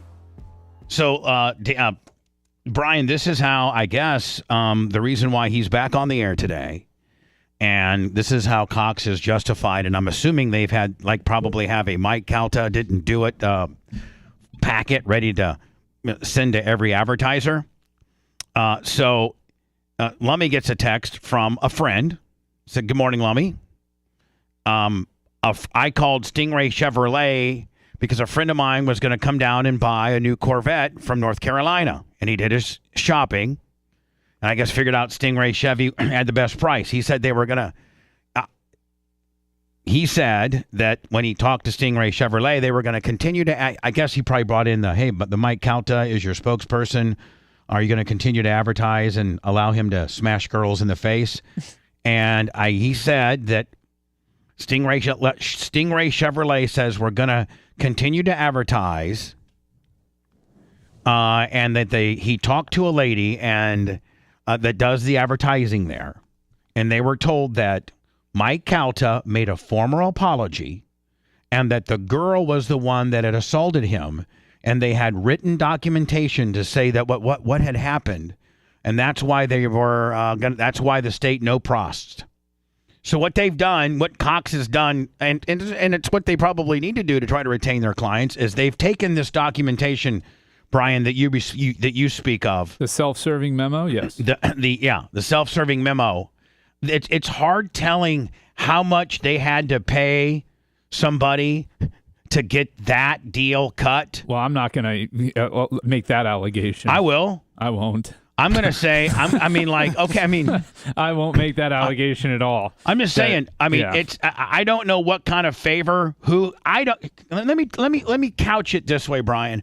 I don't know what kind of favor I don't know who could call in this kind of favor of a major person that had the whip to call the state attorney to basically have Dominic Ferriello, in my opinion, be the person that writes their opinion as to why Mike Calta should not be charged, because it is the most unfair bunch of bullshit that I've ever seen.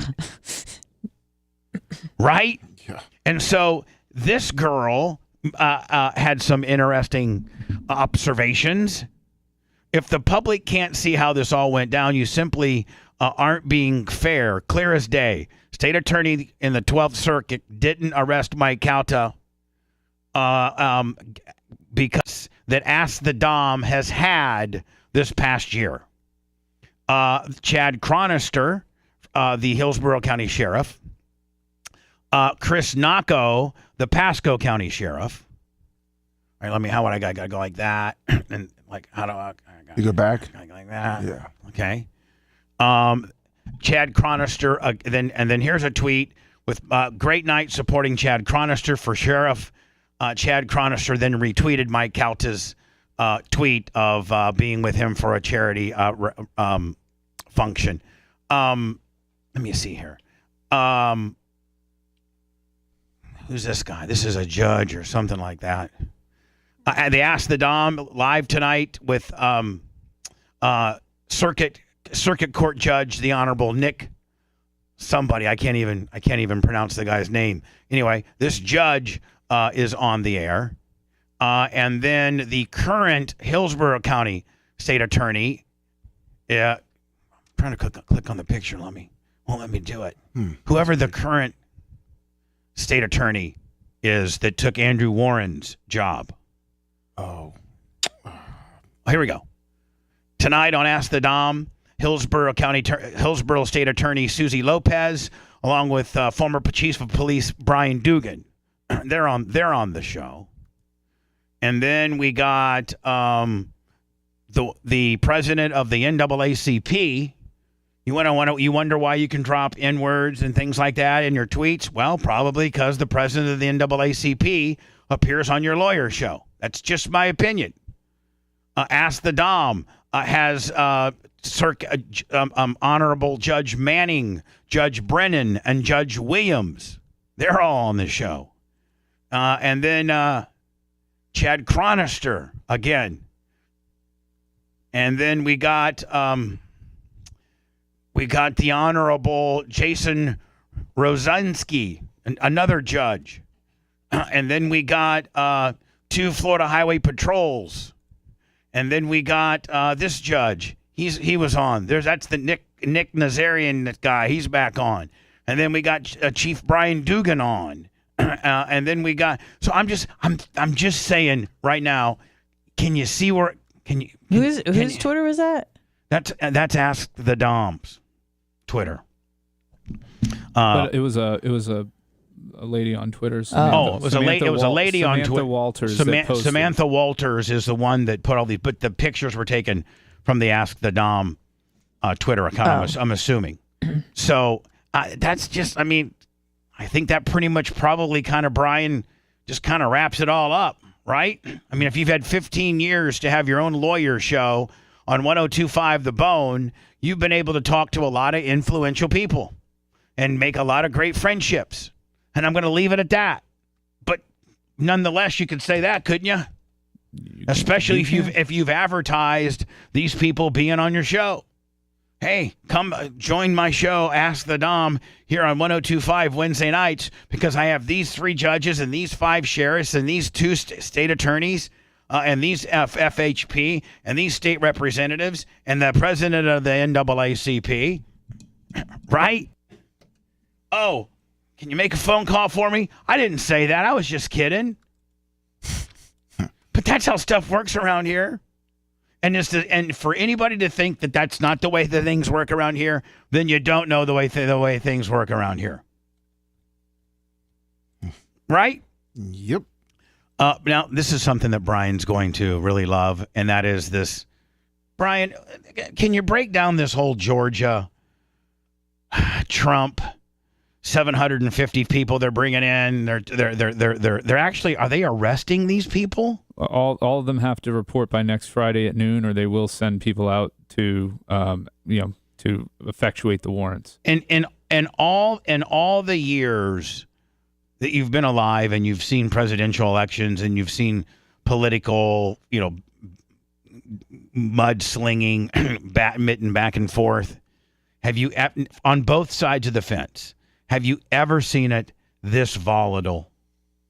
No. I mean, this is just, and take he did it, he's a piece of crap, he deserves to pay for it. Take that out of the equation, and take the Hunter Biden was talking to China, and they got this much money. Take both things that each guy is in trouble for, or people hate, the opposing team hates the guy for. I've never seen it like this. I don't like it. It's not a good look. It doesn't make us look like a serious country, but it is where we're at, unfortunately. I mean, let's not forget who was the first one to propose locking up their political opponent. Who? I mean, if we're being intellectually honest about this. The Democrats to Richard Nixon? I think he's referring to Hillary. No, I think I'm 2016. Hold on, you don't think that popular lock her up chant at every rally, and but he said did we're he, going to. though, when he... No, he didn't. He didn't. But when you start setting, and again, sorry, I don't like it at all, because it makes us look like a banana republic and not a serious government. Whatever you want to say. But the tone was set for this in 2016. And I don't agree. But nothing happened, Brian. I agree with that. The tone changed in 2016. Can we all agree with that? The temperature rose in this country. Both sides, the Trump derangement syndrome and everything, the temperature rose in 2016 politically in America. It started with Obama a little bit, but it really rose in 2016. That was a turning point. If we go back 100 years from now and look at this politically and historically, that's going to be the moment at which we can say, that's where things really went down south for America. But, man, we need to burn a timeout on both sides of the fence and regroup, because I don't see it getting – I think that we have just now started, this is how you do it. This is how you do it. This is how we do it. This is the way it's going to be. They're from all now crooks. on. Let's be clear on this. There's no more decorum. Crooks. There's no more anything. It is all going to be cancel, out your throat. Is it absurd, the amount of indictments that Donald Trump is facing? I think that that a lot of the charges are stretches for sure. The Georgia thing, I haven't looked at all the evidence there. I admittedly, I'm exhausted by this, and I haven't had time for it. I'm over it, but I haven't read the 98-page indictment cover to cover, which I think matters in these things. I would say out of everything he did, the one thing that I think is the strongest case against him is the retaining and cover up of the documents, potentially, based on what I've seen. The New York case is a joke, okay? The New York case is a joke. The fact that they haven't identified what other crimes raises it to a felony instead of a misdemeanor, the New York case is a joke. The call in Georgia, the find me 11,000 votes, I mean, that can be interpreted in a multitude of ways. It's not enough to get a conviction, at all. So you don't charge it. You don't charge it in that. Even if you think he may have been asking for favors, which he does not directly do, and even if you think he's asking them to change the votes and commit fraud, which he does not ask them to do, even if you think that, there's not enough there to charge him. So the Georgia thing, until I read it more and find out if he had actual more involvement than what it was on the face, is nothing. All right, so far we got nothing. Well, the only one I think is the documents one. Question though, the Mar-a-Lago one. The Mar-a-Lago and the covering it up. It's not the not returning the documents. It's the potential attempt to cover it up after. It's never the crime, right? It's always the cover up. Oh, okay, and that's where it differs from the Biden situation, is what you're suggesting? Yeah, that's where it differs. Okay. No, I was on record on this show of saying, if you got the documents back, who cares? No, Right? I'm not accusing you of anything. I'm just trying to. I don't remember the details. My is what I'm position, saying. my original position on this was always, if you get the documents back, there's no crime, no harm, no foul. Let's move on. Then some people argue they didn't get the documents back from Hillary. Well, then prosecute her. I don't, but I mean, Trump's, we're just why do you love Hillary so much? Trump's administration had the opportunity to. Let me know when you send that to me. I sent it to you. Oh, you so, did? again, whataboutism doesn't work well for me. Like, as far as say, well, okay, well, if they're all if Biden's a criminal, I can convict him. If this means that we start cleaning out the corruption in government, which it doesn't, but if it actually meant that, then I'm all for it. But if it just means we're going to drag our nation down and to become a bigger joke than we already are, then I'm not for it, which is why I don't like the look of going after Trump in this way. How about the January 6th stuff? Yeah, I don't think there, and again, unless there's I got something evidence on that, I don't think there's enough. Man, you're right on that. On January 6th, you're dead right on that one, because I got this video. Somebody sent me this video. It's on TikTok, and it's really. I like to go into words so we don't get too far late, and I like to play it for you because I'd really like to have your opinion on it, and it addresses the January 6th thing and how it's really, really just a railroad job. And it shows other politicians making similar threats and things like that, then didn't get called out. Or did he get federally indicted for the Washington? He did. Yeah. Yeah. So for the January 6th stuff, that's more indictments, right? Yeah. Yeah. I got something so that I can stay on time. I want to play with you. I think you'll like. I think you'll like. Hell yeah! I'm dead on that. He's been indicted in every National League East city except Philadelphia. Just when you thought you knew the real deal, they pulled a fast one and duped your dumbass. The Bubba the Love Sponge Show will return after these words. Well, he said the NL East. Oh, yeah, NL East. That's nice. Hey, have I been?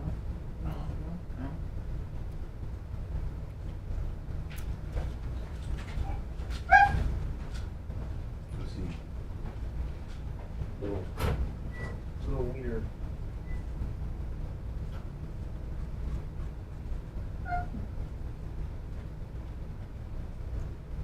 I mean, I don't understand what anybody would be mad at me about on my take on Trump. What? I just said that I think 3 of the 4 have no basis in getting a real conviction against them. I think there's one that has some legitimacy. I don't know. I'm a crazy commie liberal. You are. To take that irrational position that I think 3 of the 4 indictments against him probably shouldn't exist, and that there's one that may have some credibility. I'm a piece of shit, commie liberal. Dick face. Totally. Ho. Ho.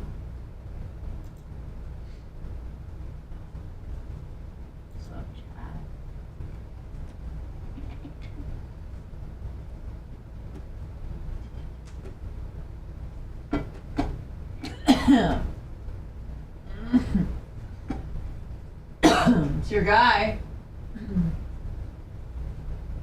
It's your guy right there, Brian. I don't read the Washington Post. Yep, that's you. You're the That's whole not reason my guy. why. That's the whole reason why. Gavin Newsom's my guy.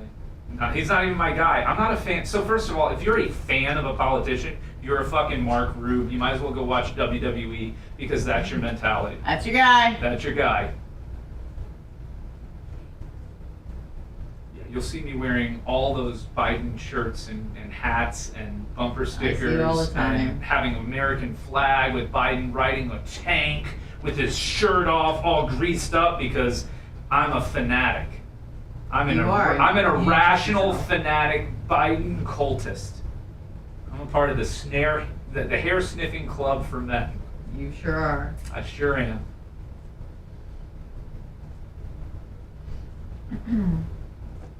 Thanks, privileged white.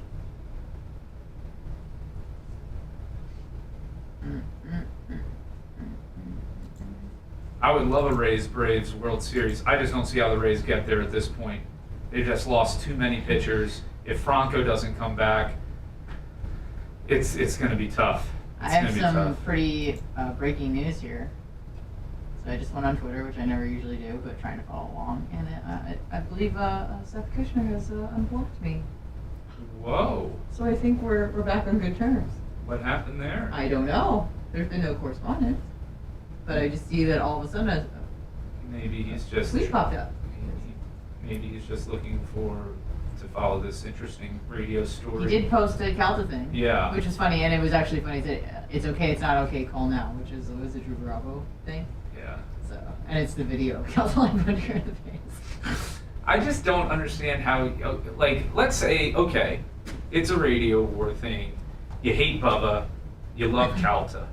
How is his reaction okay in Calta? I mean, how do you defend it? How do you defend it? That's what is you know, this? It's okay to say, look, my guy screwed up. I don't think it's that big of a deal, but my guy screwed up. But to fucking blame the victim? Yeah. That pisses me off. Isn't that victim shaming? I mean, it's reverse victim blaming. It's ridiculous. And then the major corporation uses that note, that paperwork, to send it to all its advertisers and make him come up with an apology. I guess I like to hear it. I guess this morning he had a real bullshit apology. And because he apologized and the state attorney said that she was, I haven't seen that she was the aggressor, he's now allowed back on the air. But meanwhile, you're Cox Communications, Brian, and on your page you say that you are all about if she wins, we win, and women empowerment. That is you as a corporation, your stance. Women empowerment. If she wins, we win. The fuck? What video are you watching? What a fuck job. It's the Sarasota screw job. Jesus Christ. There'll be a dark side of the mic about it. I'm like, Brian, honest to God, this really just makes me like not want to fucking even do this anymore. I quit. No, like for real, like get a new IT guy. It just is like, I mean, I'm that. If you quit, hold on, Brian. I'm that. That's true. But hold on, I'm that hated in this community, and I'm also like, who cares? But I care. Well, who wants to be fucking? Who wants to not be hated so badly? I mean, this is ridiculous, but this should not be you wanting to quit. But well, why That's not? What they why want. not? Don't give them what they why want. not just get out? No, why not just get out of the public fucking limelight? What are you gonna do? I don't know what. I can go work at the Warsaw Park Department with my best friend, Larry Plummer. Guys, whatever. No, I'm saying this is your calling in life, Bubba. You would not be bullshit Bubba without this. I could do a lot of different fucking things. And take the quitting aspect out of it. But how fucking disheartening when if you had to live with Brian that you were fucking, they hate the society and the government and the officials of your community.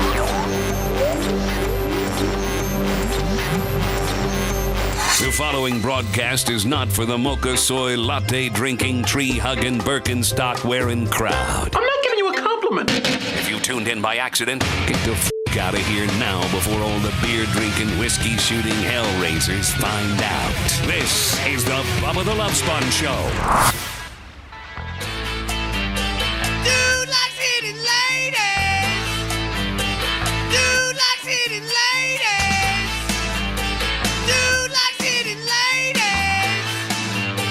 Dude likes hitting ladies. Nicholas Cox and Apollo Global. On your Cox website, you have, we're pro-woman, and they actually have this, like, women power and women empowerment. A woman got hit by a 400-pound man. She drove down to the local gun store. Mike Calta welcomed her at the door. She was just looking for a soundbite. He gave her a hug and she could feel his cellulite. Like, you very much resemble Harvey Weinstein. Top 5 of worst people to look like. I mean, my Lord. He's got a face like Harvey Weinstein. 1025 is how much he weighs. His show sucks and so there wasn't a line. She walked up and got punched like he was guarding up a face. Dude likes hitting ladies.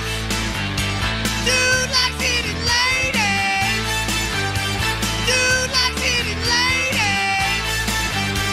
Dude likes hitting ladies. Women and children take cover. Calta would punch your mother.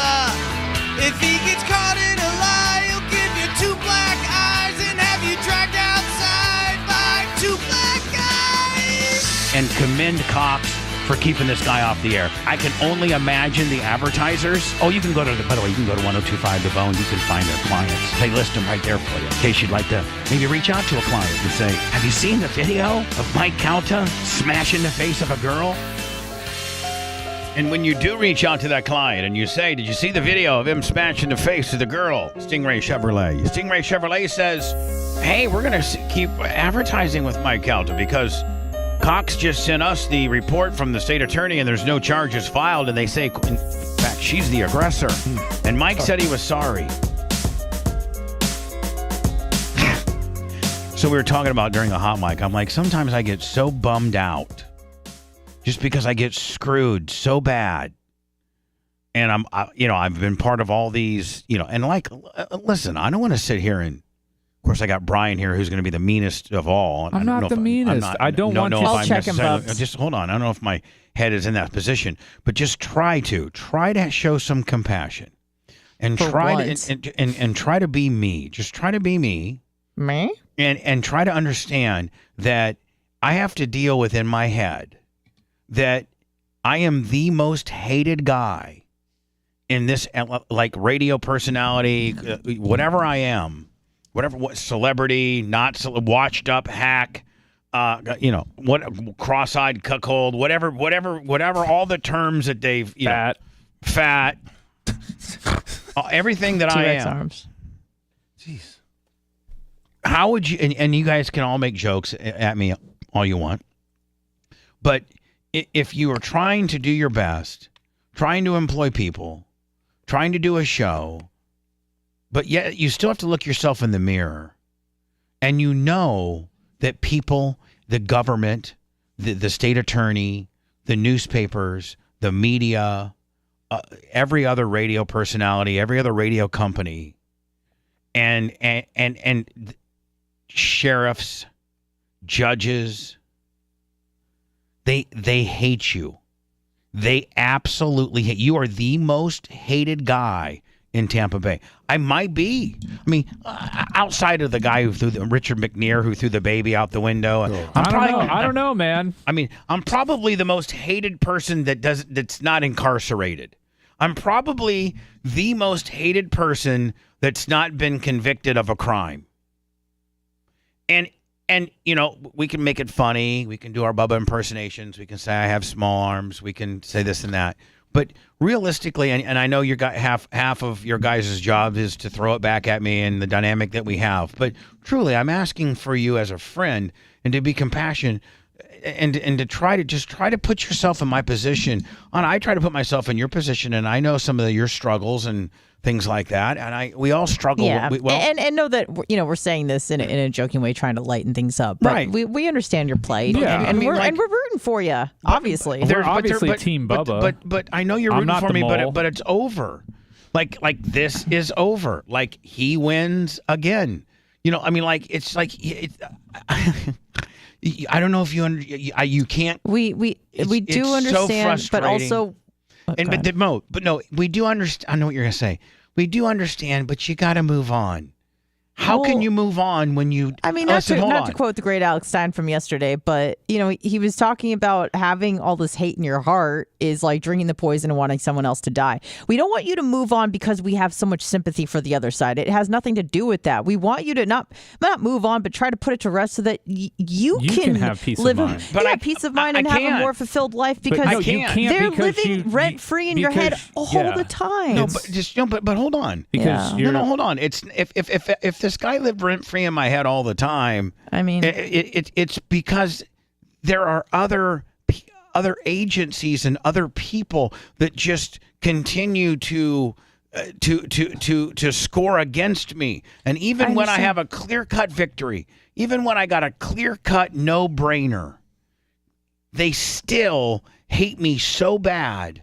And he is so well connected and got so many people greased that he can get out of even Brian, in the most pessimistic way to break it down, he got out of a crime. It's that simple. I know. And I find a lot of inspiration from people who, for example, go to prison for 30 years for a crime they didn't commit and they come out. And Big are Wally, those people, and a lot of them are able to I will talk about this all I want, and if you don't like it, then go on. It's part of my life. No, I know, it's part of my struggle of trying to get through this. I'm not talking to you. I'm talking about a guy on chat. Big Wally. Okay, well, screw them, screw chat. What I'm saying is those people are able to at least enjoy the rest of their lives once they're out of prison, even though they've been wronged by the system for like sometimes over 30 years. And I listen to those stories. I'm like, how can that guy let it go? But it's kind of inspiration. Not just for you in this situation, but for me and grudges I've held in the past. If this person is able to forgive and never forget, but to be able to forgive the system and go, I have peace. What happened. It wasn't fair, but now I'm going to move on and try to enjoy the rest of my life. Yeah, but they say that for the media. They don't really forgive and forget. They get a couple million and then no one covers them again. And hold on. Thank you, Lummy. And hold on. And listen to this, I mean, you Anna. don't know what's in their mind at all, but Anna. yeah. This is also has to do with somebody that I care about a lot getting her ass kicked. Yeah. She's depressed. She's bummed out. She has no faith in the system. For 7 weeks they sat there and played her. They absolutely played her. This should be criminal. She didn't get justice because of me. I mean, I think we can all at least agree to that. Yeah. And so that's a struggle. Before all the other situations, they didn't involve. I controlled my destiny. Mm-hmm. I hit record on the tape. I kept the tape in my office. I am responsible for a large portion of that. I understand. I'm not responsible for this. No, you're not. I didn't go. I didn't attend. This was something that she did on her own because she wanted to get a sound bite. I understand. And it's just like I cannot wrap my head around the power that this guy has to be able to do that at my expense. The only reason if that woman, if Erica would have been the wife or the girlfriend of any other person, I think we can agree to this. This is one of my struggles. If Erica's boyfriend was Brian or Tom Bean, she should be so lucky. But okay, Brian, can you please stop? I'm sorry. For real. Okay. I'll hit him. If my name is not in this, Mike Calta is arrested. Most likely, yes. Mike Calta probably loses his job. Quite possibly. Mike Calta finally is held to a standard of which all of us are held to. Mike Calta's knowing 18 judges, 5 sheriffs, 3 state attorneys, 15 state representatives with a Goomba stupid-ass attorney that does all your dirty work for you every Wednesday night on the Bone. If you no longer have that when they take your radio show away from you because you hit a girl. I wish to God that girl that you hit wasn't my girlfriend. Because you wouldn't be where you are today. You would have been fired. And so that's what bums me out is the fact that she's an absolute wreck over this. She is a wreck, not because she got paralyzed or she's hurt. That I mean, did you know in the police report, Brian, that it did state that she had a slightly bruised lip? Did you know that? Yes. So how can you have a slightly bruised lip and not have struck somebody? No, it was during the process of making space, Bubba. And so I got her to do it. She's just absolutely a basket case when they called her. And she's like, you guys lied to me. You guys strung me along for 8 weeks. I'm like, So for you people, yeah, you know what? I probably won't ever be able to get over this. And you know what? Because I can't get over this, I don't know that I should do this anymore. Because no matter what you say, no matter what Tom Bean says, no matter what Stephen Diaco says, no matter what Jay or Dan say, no matter what Brian says, no matter what Regina says, I'm talking about my sister, the people that have influence on my direct life and who I really do listen to. I'll never, ever, ever, ever be able to understand why this is happening to me. What did I do? Hold on. What did I do? What did I do so bad that makes me this hated? You took on power and you called out power in this county and in this Bay Area for a long time. That makes you an enemy of power and of a system. There's a system in place. The establishment, here. much like Trump. Yeah. And on a smaller scale, of course, but same sort of thing. Yeah, and so that's what you did. It's not necessarily that you did anything wrong. I mean, the Hogan sex tape thing obviously didn't help your cause any, but you're right. But you're right. But there's a couple other little scandals here and there. But that you called out the establishment in this town for a long time. In so doing, you made a lot of enemies. You were also the #1 morning show in this town for a long time. In the process, you made enemies. All those people, the little midget that you pissed off back in the day. If you can say that or not, probably a little person. On YouTube or Rumble, you can't say that? It's hard. We don't know. Whatever. We don't really know. I was going to say, of all we always err on the side of caution because hold on. You're not on the regular show, Brian. You're on the Bubba the Love Sponge show, and people will turn you in. As a matter of fact, you want to hear this? The Calta trolls are so strong that now the Bubba Raceway Park website, Facebook has been, we now no longer have, it's been taken down. Mike, let me know that the Bubba the Love Sponge show Facebook we've been completely demonetized. Like we've been, and it's amazing the getting screwed with factor. Yeah, and kind of to piggyback off of what Brian was saying, essentially because you called out these people, for a number of reasons, when it was their turn to do the right thing and do their jobs and fight for you, they ignored you, they turned their back on you, or they turned you in. But Anna, what have I ever did to the 12th Circuit State Attorney of Sarasota I understand County? that, but you know that I never spoke that man's name. Here's the thing: you know as well as I do that everything is interconnected. There's nothing that is an independent agency or that people don't have friends. Or you know this. You're a pretty well connected guy.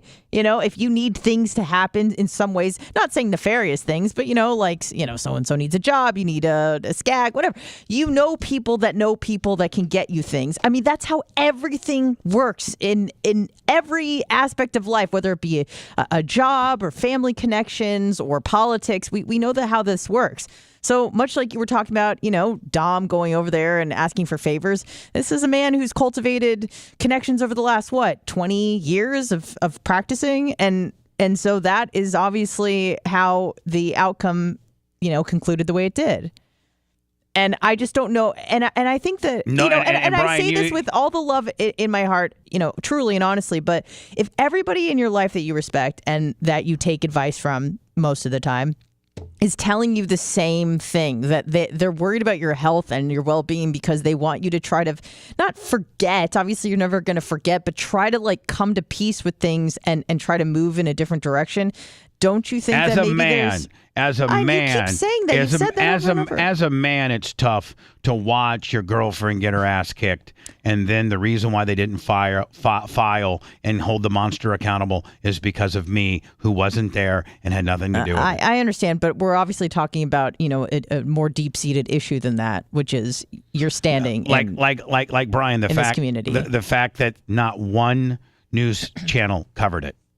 Because every news director has contacts to him for whatever reason, and they are conditioned to hate me. I'm called irrelevant. in the news circles. Oh, they're jealous. They're local news and you're nationwide news. I understand, but this was a very much a local. I mean, this was a viral. This was very much a local. This was a local whodunit, was it not? Yeah. I mean, absolutely. Brian, you even said that. I can't believe one local news place. I'm kind of shocked by it that it didn't even get reported. I mean, it's a significant issue with a significant local figure. Certainly, if you were involved, I imagine there'd be a news story about it. What if a man? You've been to one of our Tampa Tarpa meet and greets. What if during that Tampa Tarpa meet and greet, Amanda Calta comes up and I do the very same thing goes down? Yeah, you're in jail. What happens? You're locked up that day. Mm-hmm. And the news is That's the other outside thing is the jail waiting for you to come out. They had enough to arrest Calta on the scene. Yeah. I mean, if they had done that, this plays out differently as well. If Leo had done their job as well from the jump and took him in metal bracelets and booked him because clearly a crime was committed and they had enough evidence to show what happened. And the fact that he covered it up. I mean, anybody else would have been leaving in silver bracelets. And you wonder why. I'm sitting here struggling. Anybody else? Anybody else? Anybody? Tom Brady? Rob Gronkowski? Well, Tom Brady probably doesn't. There's a few level of celebrity that probably would be able Calta isn't that level, my friend. No, he's not. But he's not. Well connected. But he is well connected, and locally, like if Calta did that in Austin, Texas, he's not getting away with it. Right. But No. If he does it in Tampa, Florida, and the boyfriend of the girl that got hit is not Bubba the Love Sponge, he's arrested. Yeah, but we can assume there's a greater chance of it. I think you factor in. But here's the thing: at the time, law enforcement didn't know that, so I can't say that factored into their decision not to take him away the day of the incident. So I would disagree with you there. I'm going to do some words so we're not too far late. I got to play that thing I wanted to play for Brian. I think he'll like it a lot with regards to... Oh, the TikTok deal? Yeah, the TikTok deal with regards to, why Donald Trump... Now, this isn't saying that he didn't do the other 755 indictments against him that potentially might be valid. I'm not saying that, but they're saying with regards to the January 6th stuff, this is specifically to the January 6th stuff. I think you'll like it. He's the self-proclaimed master marketer of the decade. You hook up with me, boom, all of a sudden you got people wanting you. The Bubba the Love Sponge Show returns after these words. I have to carry handcuffs with me in case this moment were to come. So here are the gold? Here are the gold handcuffs I have. They're custom made by my jeweler. Yeah, please. And please call me doctor. Mr. Diaco. Doctor. No. On the booking, can you make sure it says Dr. Dan Diaco, Esquire? JD. MD JD. Coach. Very successful youth football team that I coach. Flag football. Right. Enjoy making tinkle. We love you, Bubba.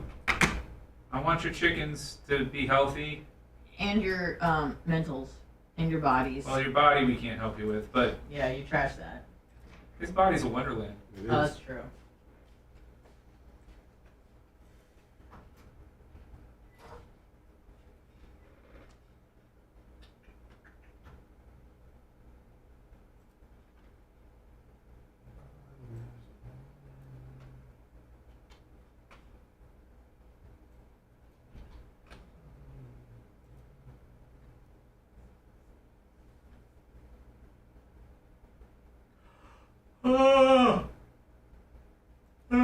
Well, this must be texting a lot of people. Shit. What? Oh, that's someone else. We haven't talked about it because you're a big time now, but how about Kamala at 2 games? What? Kamala? What's his name? Al Camara? Yeah, whatever his name is. Yeah, I knew it wasn't ever going to be much. That's nothing. I know. There's video of him beating the shit out of it. I know. Ray Rice loses his career. You never ever ever again. And Kamara does the same thing to a dude. Fucks him up pretty good. 2 games. It's kind of weird. It doesn't matter. His career is pretty much over anyways. Still, yeah, I know. But he doesn't have a lot of value left. He'll probably get cut after the season. He's probably still get a contract. He'll probably still be able to play. He'll be like 29 years old. That's he'll too still old. get at least 2 3 years. We'll see. Ray Rice was Denzo. Turn what down? What did I need to turn down? What did I do? Alicia Cook says turn it down, Brian.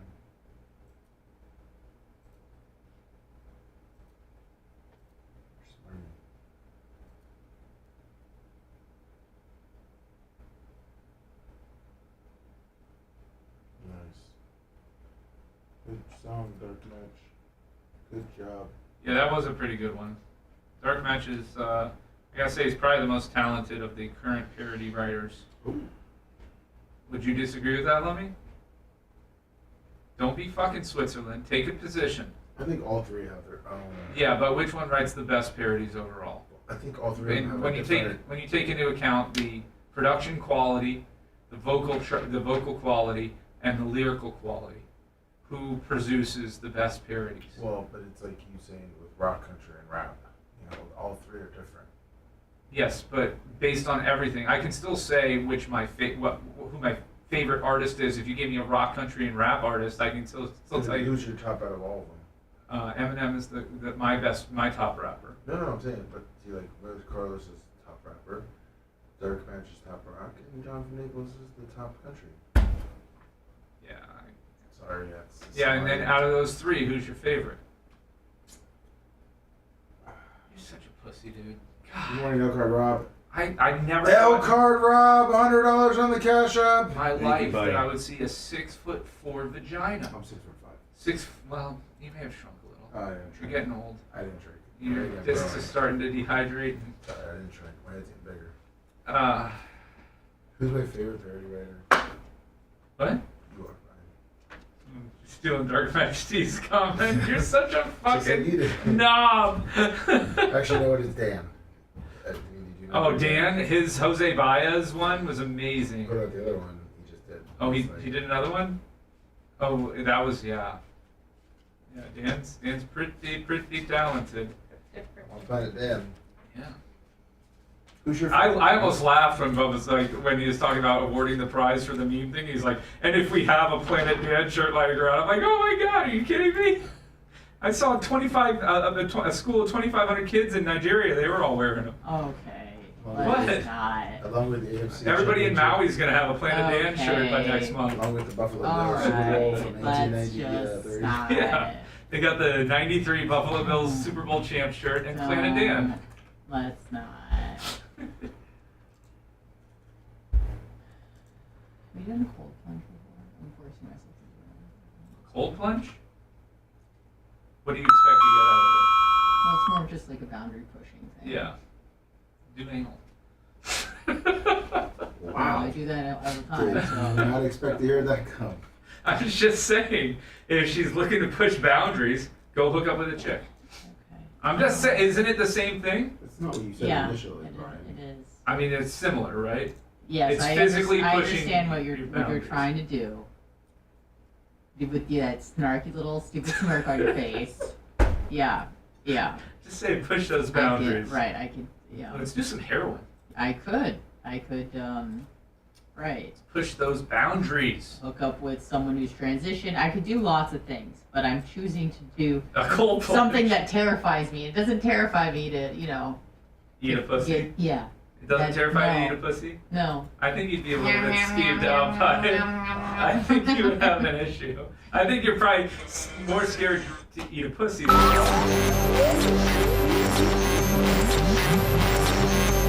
What's going on? Congratulations. There's no remorse and no regret associated with anything they do. You are refreshingly vulgar. Bubba the Love Sponge.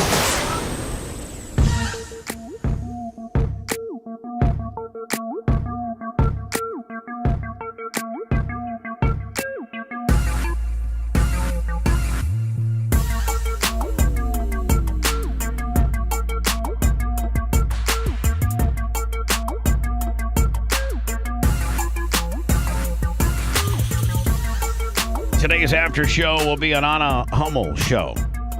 Yep. And then tomorrow we'll take her spot and have head PE in here. L Card Rob, $100 on the Cash App. Thank you, bud. Thank you so much, guys, on this very dark day. I'm sorry, Bubba. It's all right. I do feel bad. No, nobody cares. Really. Well, that's so not true, and you know that. It's just, there's so many people in your corner. Yeah. Whatever. I mean, but whatever. It's me. I'm the problem. Shut the hell up. I got it, Bubba.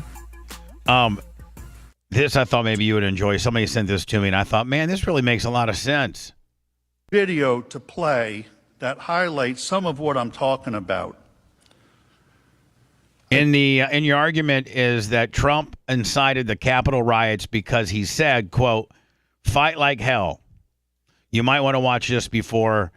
Be sure to be sitting down because it'll blow your mind. I think one of the preface this video. I think one of the things he's in trouble for is because he said "fight like hell." Right? I mean, I think that's just they that's took all of his specifically comments from that day and couched it in the sense that he somehow incited this riot. Right. But I'm changing my name. If I do a show moving forward on it, it's going to be called the Todd Trump Show because I might as well be Donald Trump of this town. That would be funny, but Trump's trademarked and he'd sue you. No, but all right. It would be funny. If I told Donald, hey Donald, let me tell you the runaround I get. He'd probably allow it. He'd probably be like, yeah. Do Trump with 2 P's. Yeah, Bubba Trump. SCHNI. I mean, I might as well be him, right? I mean, they just throw. I mean, like they screw with me as bad. Play that highlights some of what I'm talking about. I preface this video by noting I am not showing you this video as some excuse for Mr. Trump's speech. This is not whataboutism. I am showing you this to make the point that all political speech must be protected. I just don't even know why there aren't uprisings all over the country, and maybe there will be. There needs to be unrest in the streets for as long as there's unrest in our lives. You got to be ready to throw a punch. You have to be ready to throw a punch. Donald Trump, I think you need to go back and punch him in the face. That I thought he should have punched him in the face. Feel like punching him. I'd like to take him behind the gym if I were in high school. If we were in high school, I'd take him behind the gym and beat the hell out of him. No, I wish we were in high school. I could take him behind the gym. I will go and take Trump out tonight. Take him out now. When was the last time an actor assassinated a president? They're still going to have to go out and put a bullet in Donald Trump. Show me where it says that protests are supposed to be polite and peaceful. And you push back on them, and you tell them they're not welcome anymore, anywhere. I have thought an awful lot about blowing up the White House. Please, get up Madonna. in the face of some Congress people. People will do what they do. I want to tell you, Gorsuch, I want to tell you, Kavanaugh, you have released the whirlwind, and you will pay the price. We're going to go in there, we're going to impeach the But this is just a warning to you Trumpers. Be careful. Walk lightly. And for those of you who are soldiers, make them pay. If you had to be stuck in an elevator with either President Trump, Mike Pence, or Jeff Sessions, who would it be? Does one of us have to come out alive? And again, I mean, all very much protected under the First Amendment, some of which even somewhat threatish. Blowing up the White House, I think, that gets to a point where you're talking about a specific act on a specific building. Right. That's she didn't get no problem over it. No, I know. Well, she said I thought about, and then you know, so it gets gray. And then the rest, it's not. The rest were politicians. The rest, there were a couple. So I think Johnny Depp and Madonna are the only two non-politicians in there, but. For the most part, people were politicians, and they were like... Johnny Depp was? Johnny Depp said about when was the last time an actor killed a president. Oh. Yeah. So Johnny Depp and Madonna were like the two celebrities. Everybody else was, some kind of representative or news person or talking head. And, I mean, they were inciting violence. Punch him in the throat. Take him behind the gym. Make him pay. Soldiers. Like, I mean, every one of those... Well, I would say, so for the most part, that I don't think that Trump should have been charged. Let me preface it by saying that. The difference is in incitement speech is the actual then they go and do it, right? So if I sat here and said repeatedly, somebody, so and so needs to go and shoot the whoever, and then eventually that happened. Might as well say me because you'll get away with it. Yeah, well, but some of those were about rioting. And the riot riots. that's different. That's different. But some of those were clearly in the context of a joking manner, and there was no actual incitement. But even in Trump's case, where something happened after his speech, I don't think it's enough at all to charge him with inciting a riot. It just, he did not say, go into that building, pull them out of there, stop this, you must delay the count. Like that would have been a different story. If he didn't say that, though. He didn't say those things. No. Fight like hell, and we've got to try and take our country back, and those sort of things they're just too loose of terms to be a direct how many call indictments to are on action. that? How many are on that? I mean, I imagine it's all collectively a part of the incitement charge. How is inciting a riot even a crime? Because if people have no agency over themselves, especially like adults. You know what I mean? Yeah, it's. I mean, I get what you're saying. I think people can tell you to do whatever. Doesn't mean you have to go do it. No, I agree with you. There's a question about that, but you can do whatever, and sometimes it's not a crime either. I see what you're doing. Exactly. I'm just saying. I mean, who determines what is a crime? Our government does, and our government is corrupt from the lowest level. From your state attorney in the 12th Circuit. I mean, do we have to get into what Mark Ober did to me? Play it. I mean, you know what? I mean, Brian, this is what I'm going through. This is Ober 2.0, isn't it not? I didn't think there could be ways they could screw with me when I'm not involved. Like, I really didn't think that I would. Like, I didn't think that this would happen because of me, but it did. It sucks. Do you need a hug? No. Okay. I need a candy bar. Oh my God, I feel so nauseous. Once again, we overstepped the boundaries of good taste. The man who will define this cancer eating at the heart of America. More Bubba the Love Sponge after this. I guess some of those mini muffins. Do you want some of those? No, I'm good. Because of you, I'll never seek out to do a perp walk. Because of you. Is that it? He'll be on the road like he always is. Because of you. It's okay. I got a fat lip and they drag me around for 7 weeks because of you. Because of you.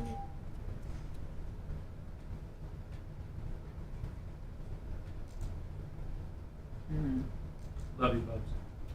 Ruby. Ruby. I've never heard someone else say it. Ruby. Ruby. Didn't you get, what's the guy in New York? The senator. Schumer? That one of those clips that... Where you threatened the justices? You've unleashed a whirlwind? And then the guy went and tried to kidnap him and kill him? Yeah. You could theoretically say that that's incitement if you can prove. Here's the thing with incitement. You have to show the nexus, the direct nexus between the words and the action. So, in the case of Trump, they're saying, well, he said this, and then 2 hours later they're storming the Capitol. So that's their direct, and everybody who was, well, the vast majority of the people who went in were at that speech. So that's the direct nexus. Now, if the guy had written, I heard Schumer saying, or they proved that he heard that statement and that he acted upon that, then theoretically you could charge with incitement. I thought he did. I don't know. I don't know the exact one that you're referencing, but The guy? Well, I don't remember the exact facts of the incident. Is what I'm saying. So I don't. Another thing too. That's what's crazy is he never that kind of got disappeared. But it disappears too. Like the guy that was driving up to the White House when Biden was in, like that. They don't want it. This is the thing. They don't want to glorify those things. Was the guy in the U-Haul truck? Yeah, but they don't want to glorify those things because then you get they fear that the Can I ask a copycat. question about that? About inciting a riot, even if there is no outcome, if you just have someone saying go in there and do this and do that, and then nothing happens, that's not a crime. That's not incitement.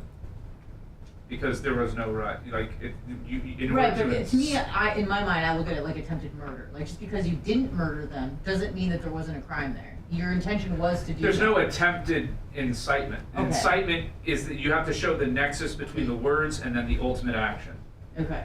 That's the issue. Even if the intention of the inciter is the same, but there's just no crime, which is kind of crazy.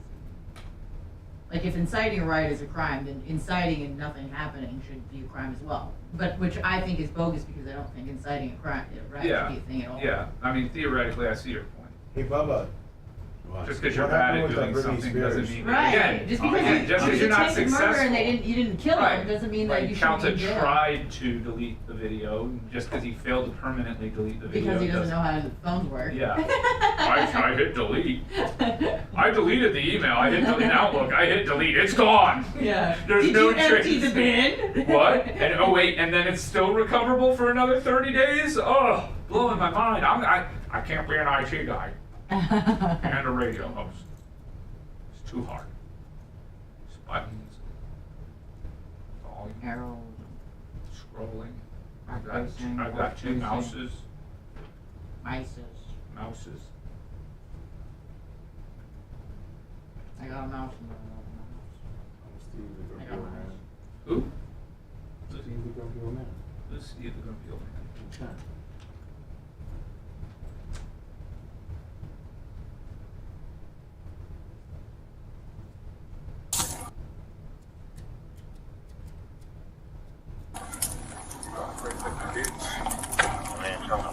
Can you put that down, please? What? Can you put that? It's scary. I can't play it. Walking with a leopard video. I'm trying to find another Britney. Bullets hit the guy too. I had another Britney deal. That's why you shoot to kill. She was on her back when she started to shoot, wasn't she? I didn't see the video. I don't like watching. As I have a child now, my tolerance for violent videos has reduced dramatically. Really? Yeah. I didn't get to this one. Oh. Oh, if I see a video like that, I assume something fucked up's happening now. Well, like, because you don't see the guy, then all of a sudden it clipped off. Wow, you found it. I did. The History of Water Part 6? I've been dying to read this. I know, honey. I love this. I love you. Are they for real? Today, based on information.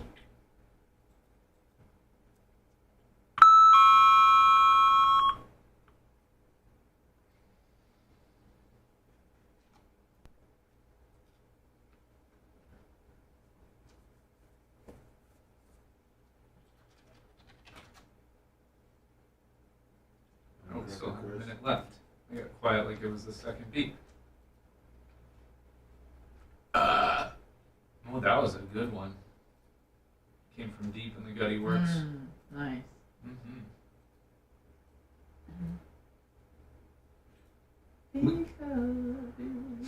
Fuck you, dude. I've seen that all day. Because of me? Because of you. Bitch. Caught us stealing her camera? It wasn't me. Oh shit. That's a good one too.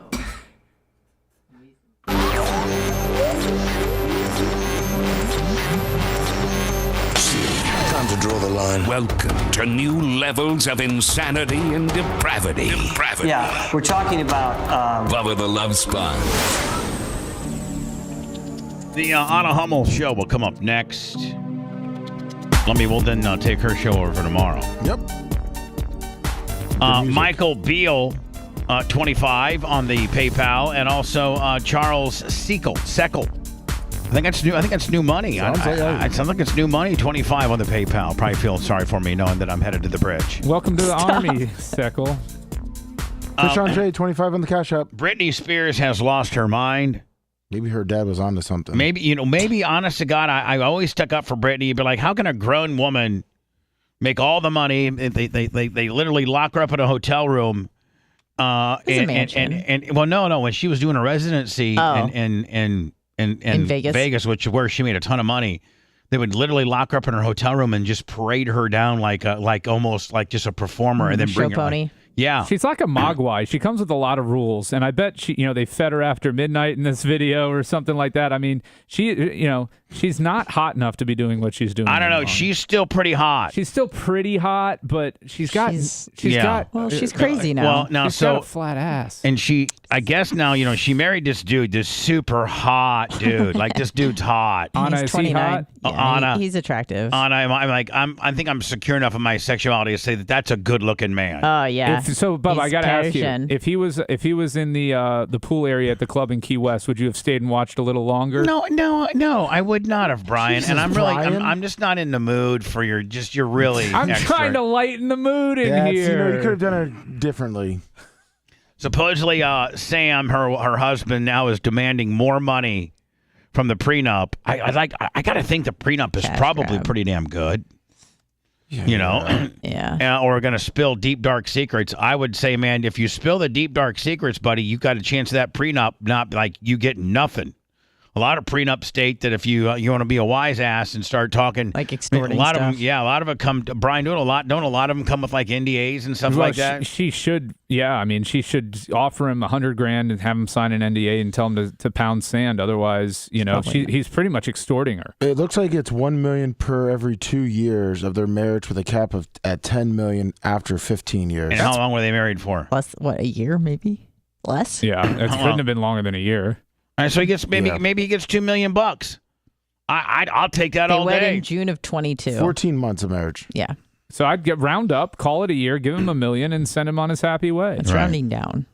No, it was $1 million every 2 years. Yeah. Oh, sorry. So thank you for trying, though. Sorry, my bad. Oh. Ouch. Turn the phone on yourself. I made a mistake. I don't want to talk to anybody. I don't want I'm not in the mood for your schmarminess, Brian. I'm not in the mood for your advice, Anna. And let me I know you love me, just don't talk to me. I won't talk to you. Anna's her beautiful program will be coming up next. I have to go take a poop. Cry. And pills. Poops and pills. There you go. There you go.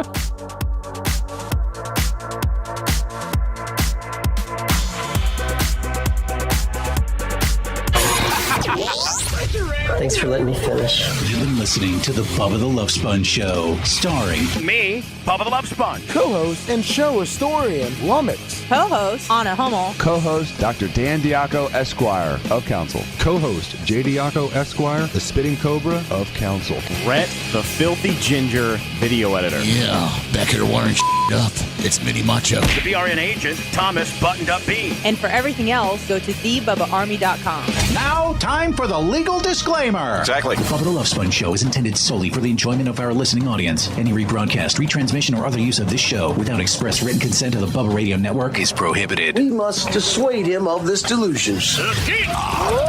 Until next time, always remember. I repeat hello.